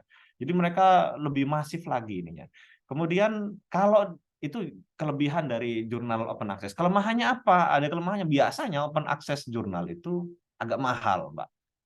Jadi karena dia bisa dengan mudah diakses oleh orang banyak ya, maka dia APC-nya, artikel processing charge-nya, dia lebih mahal dari yang lainnya. Ya. Nah, kemudian ya tergantung sih jurnalnya apa dulu ya. Jadi ada juga yang open access juga ya maksudnya standar APC-nya standar lah, enggak terlalu mahal banget seperti Nature, seperti Science apa itu ya, yang puluhan mungkin hampir mendekati 50-an atau ratusan juta ya ada itu yang The Lancet itu juga demikian. Nah, itu belum tentu diterima juga ya karena sulit di situ Q1 ya. Terus kemudian kalau yang hybrid itu dia artinya dia masih mempertahankan skema yang lama. Artinya dia orang tidak dengan mudah mengakses itu. Mungkin hanya abstraknya saja. Ya, dia diakses hanya abstraknya saja. Jadi dia tertutup. Ya biasanya kalau di jurnal-jurnal Springer itu gratis. Mbak. Jadi itu lebih murah biayanya, kelebihannya lebih murah. Cuma orang dalam mengakses itu agak kesulitan. Meskipun ya kan banyak sekali tools-tools yang bisa digunakan untuk apa ya istilahnya ngehack jurnal itu pakai Sci-Hub, pakai apa itu kan banyak juga LibGen seterusnya itu masih banyak ya. Sebenarnya nggak ngefek juga sebenarnya di dunia digital sekarang ya. Hal itu juga nggak terlalu ngefek sebenarnya. Tapi ya itu tadi ya dia bisa gratis ya, bisa murah atau gratis sama sekali. Jadi kita terutama di jurnal-jurnal Springer itu apa namanya biasanya gratis yang menggunakan pola hybrid. Sebaliknya yang menggunakan open access agak mahal. Mungkin sangat mahal, ada juga yang sangat mahal di situ. Jadi itu kelebihan atau kekurangan dari open access atau hybrid atau close access dari jurnal tersebut ya. Terus yang kedua adalah saya lupa Mbak. Apa ya pertanyaan yang kedua tadi apa ya? Ini Pak, strategi khusus yang digunakan untuk mencapai audiens. Oh, audiens ya. Oke. Iya, audiens itu ini ya. Kalau dari pengalaman ya, dari trending ya, Mbak ya. Jadi kita harus cari tema yang menjadi hot issue. Misalkan kalau di biologi sekarang ada misalkan mikroplastik ya, atau tema-tema yang lain misalkan tema-tema lingkungan itu mungkin lebih menjual ya. Atau tema-tema kalau dari pengalaman saya tema-tema yang bersifat biodiversitas dan unik di Indonesia itu bisa menjadi daya tarik tersendiri. Misalkan hewan yang tidak pernah ditemukan di tempat lain hanya di Indonesia itu pasti banyak yang mensitasi. Dan itu harus kita include-kan di dalam judul. Sebagai judul harus kita ramu dengan baik yang menarik perhatian orang memang ya. Nah, biasanya peneliti itu akan melihat di situ pertama dari tata tulis dari judul tersebut menarik atau tidak. Yang kedua adalah daerah dari mana sebenarnya. Dulu orang itu beranggapan bahwa kalau menuliskan di awal-awal nih ya, di awal-awal publikasi ya, saya terus terang Scopus ini juga baru tahu ketika pulang dari sekolah S3. Jadi sebenarnya ke Indonesia tuh ada Scopus, padahal waktu sekolah S3 itu nggak ngerti itu apa Trindex Scopus itu apa. Jadi sana pokoknya nulis jurnal ya sudah gitu. Tapi ternyata yang ditulis juga terskopus setelah dideteksi, oh ternyata terskopus. Di Indonesia lagi ramai. Nah, pada waktu di awal-awal orang-orang itu seolah-olah agak ketakutan dalam mencantumkan nama Indonesia. Wah, nama Indonesia nggak dikenal sama orang dunia luar gitu loh. Jadi ada keengganan tersendiri gitu loh, menunjukkan atau mengeksplor fenomena alam ya, fenomena biologi misalkan yang ada di Indonesia dengan mencantumkan nama Indonesia di dalam jurnal. Nggak terkenal. Ada ketakutan Indonesia itu daerah mana ya gitu loh. Jadi kan ngebacanya kan internasional jurnal kan berarti kan dibuka atau diakses oleh orang banyak di situ. Tetapi ternyata ya setelah saya ini ya saya pelajari ya, ternyata justru yang mengeksplor daya ini ya apa ya eksotisme dari Indonesia itu ya. Ini Indonesia itu eksotik ya, tropikal dan itu ternyata malah menjual. Jadi orang-orang beberapa peneliti ternyata lebih tertarik di situ. Malah saya pernah itu menuliskan satu paper ya prediksi saya sih nggak terlalu menarik ya karena saya menyantumkan nama Indonesia. Ternyata tidak, karena berkebalikan. Banyak justru orang-orang ini ya kalau di dalam biologi loh ya ini ya. Kalau di dunia biologi itu orang-orang malah tertarik gitu loh. Malah mengajak untuk kolaborasi dari Brazil, dari Peru, Ekuador gitu malah tertarik ini. Bisa nggak kita kolaborasi penelitian ini yang hanya ada di daerah tropis dan seterusnya. Itu yang harus kita manfaatkan ya, tema-tema populer, tema-tema yang apa namanya eksotik gitu ya. Tapi perlu disadari juga apabila kalau kita melakukan kolaborasi ya kalau orang biologi ya plasma nutfah itu jangan sampai hilang atau keluar ya menguap tidak ada hasilnya apa-apa. Itu yang harus kita waspadai bersama di situ ya. Tapi kalau untuk jurusan-jurusan yang lain pilihlah tema-tema yang memang hot topics ya. Bukan berarti kita ngekor ya. Bukan berarti kita ngekor, tapi kita memanfaatkan peluang agar kita bisa. Contohnya adalah kemarin COVID ya. Itu coba Mbak Ayu Mia itu bisa telusur coba ya. Pokoknya itu kan lagi rame-rame sekali ya COVID ya. Paper apapun aja tentang COVID di Indonesia di mana itu pasti citasinya tinggi. Kemarin itu saya punya teman itu nulis tentang COVID di Indonesia, review aja itu di beberapa daerah di sampling, habis itu dipublikasikan. Nggak sampai 2 tahun, 3 tahun, 300-an citasinya. Itu luar biasa. Jadi tema-tema yang memang hot topics yang ini bukan berarti kita ngekor, tapi kita memiliki keistimewaan sendiri gitu. Kita memilih subtopik yang dari COVID, tapi di daerah Indonesia kan berbeda dengan daerah yang lain. Gitu. Jadi demografi Indonesia berbeda, postur profil masyarakatnya pun juga berbeda. Itu yang justru menarik dijadikan referensi oleh banyak orang. Demikian juga dengan penelitian-penelitian teknik mungkin ya sama ya. Pilihlah topik-topik yang memang menarik untuk dicari orang. Dan gunakan kata kunci yang memang hot topics tadi ya. Kata kunci itu harus masuk di dalam jurnal. Sehingga kalau kita ngetik di Google, kalau Mbak Ayu Mia misalkan masukkan, orang mencari sesuatu kan artikel menggunakan keyword mestinya. Nah, keywords itu yang digunakan ya, sebagai basis kita untuk membuat judul yang menarik. Mungkin itu Mbak Ayu Mia ya. Mudah-mudahan menjawab. Terima kasih banyak, Pak. Sama-sama. Oke, terima kasih dari Pak Jadid. Karena mungkin udah menunjukkan waktu 11.38 ya, karena kita sudah masuk di waktu zuhur juga. Mohon maaf, saya cukupkan pertanyaannya sampai di sini gitu ya. Semoga di webinar kali ini kita bisa lanjutkan di part-part selanjutnya, sehingga dari pembahasan Pak Jadid ini bisa dikupas tuntas begitu ya. Semoga kita bisa diberikan umur juga bisa ketemu kembali ya Pak. Amin. Oke.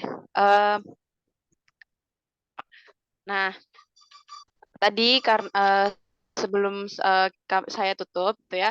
Jadi banyak sekali yang sudah disampaikan oleh Pak Jadid terkait bagaimana kita bisa berpikir kritis, mengkritisasi research paper yang ada gitu ya, sehingga kita bisa menghasilkan karya karyanya atau penulisan yang sangat luar biasa. Nah, ini adalah yang mana kita punya novelty, kemudian kita tahu apa yang kita akan tulis, sehingga bisa menjadikan hasil karya yang lebih dan bisa tujuannya untuk publikasi itu bisa tercapai. Nah, sebelum kita tutup, mungkin dari Pak Jadid ada closing statement. Ya, closing statement gini aja mungkin ya. Halo? Menulis jurnal itu, ya, halo, Mbak, terdengar suara saya, Mbak? Oh Halo? iya. Ya. Ya, dalam menulis Oh iya, closing statement saya gini aja, mungkin dalam terdengar Pak, menulis, terdengar. terdengar ya. Sudah jelas. Ya, dalam menulis publikasi ilmiah kita harus mulai dari sekarang ya. Jadi mulai dari sekarang dalam menulis, jangan menunda-nunda dalam menulis ya. Ya, jadi itu saja ya, harus dimulai dari sekarang ya, harus dicicil dari sekarang ya, dimulai dari sekarang pokoknya dalam menulis. Mudah-mudahan berhasil ya. Dan saya juga mohon maaf apabila ada salah kata. Mudah-mudahan apa yang saya sampaikan di webinar kali ini bermanfaat bagi semuanya. Terima kasih. Assalamualaikum warahmatullahi wabarakatuh. Amin, amin. Waalaikumsalam warahmatullahi wabarakatuh. Terima kasih Pak Jadid atas waktunya, atas kesediaannya untuk memberikan banyak sekali ilmu pada pagi hari ini sampai siang ya, sampai zuhur gitu ya. Dan alhamdulillah di sini audiensnya masih tidak berkurang gitu ya, masih semangat. Nah, sebelum ya mungkin itu dari saya gitu ya. Sebelum kita tutup, saya tutup dulu ya. Mohon maaf jika saya ada salah kata maupun perbuatan. Mohon maaf. Wassalamualaikum warahmatullahi wabarakatuh. Mungkin sebelum kita tutup Zoom-nya, kita dokumentasi terlebih dahulu ya. Monggo dari sahabat-sahabat atau teman-teman yang lain bisa membuka kameranya.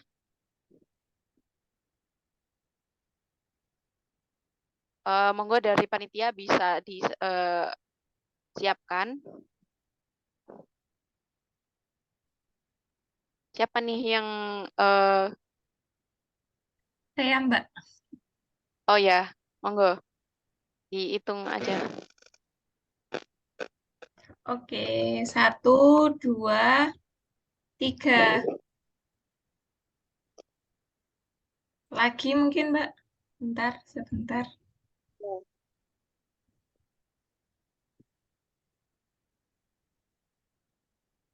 Satu kali lagi. 1, 2, bentar.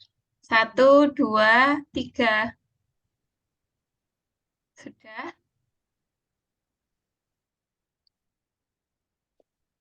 Oke, terima kasih dari panitia. Terima kasih Pak Jadid, Pak Basri Sama-sama. kesediaannya untuk Wah, ikut ini Pak webinar Ketua saya. kali ini. Terima kasih Pak Jadid, Ya. Pak Basri. Salam hormat Pak Ketua. Ya, Ini terima Tarzan. kasih pada teman-teman yang sudah bergabung. Bisa mungkin bisa live jika ada kegiatan yang lain.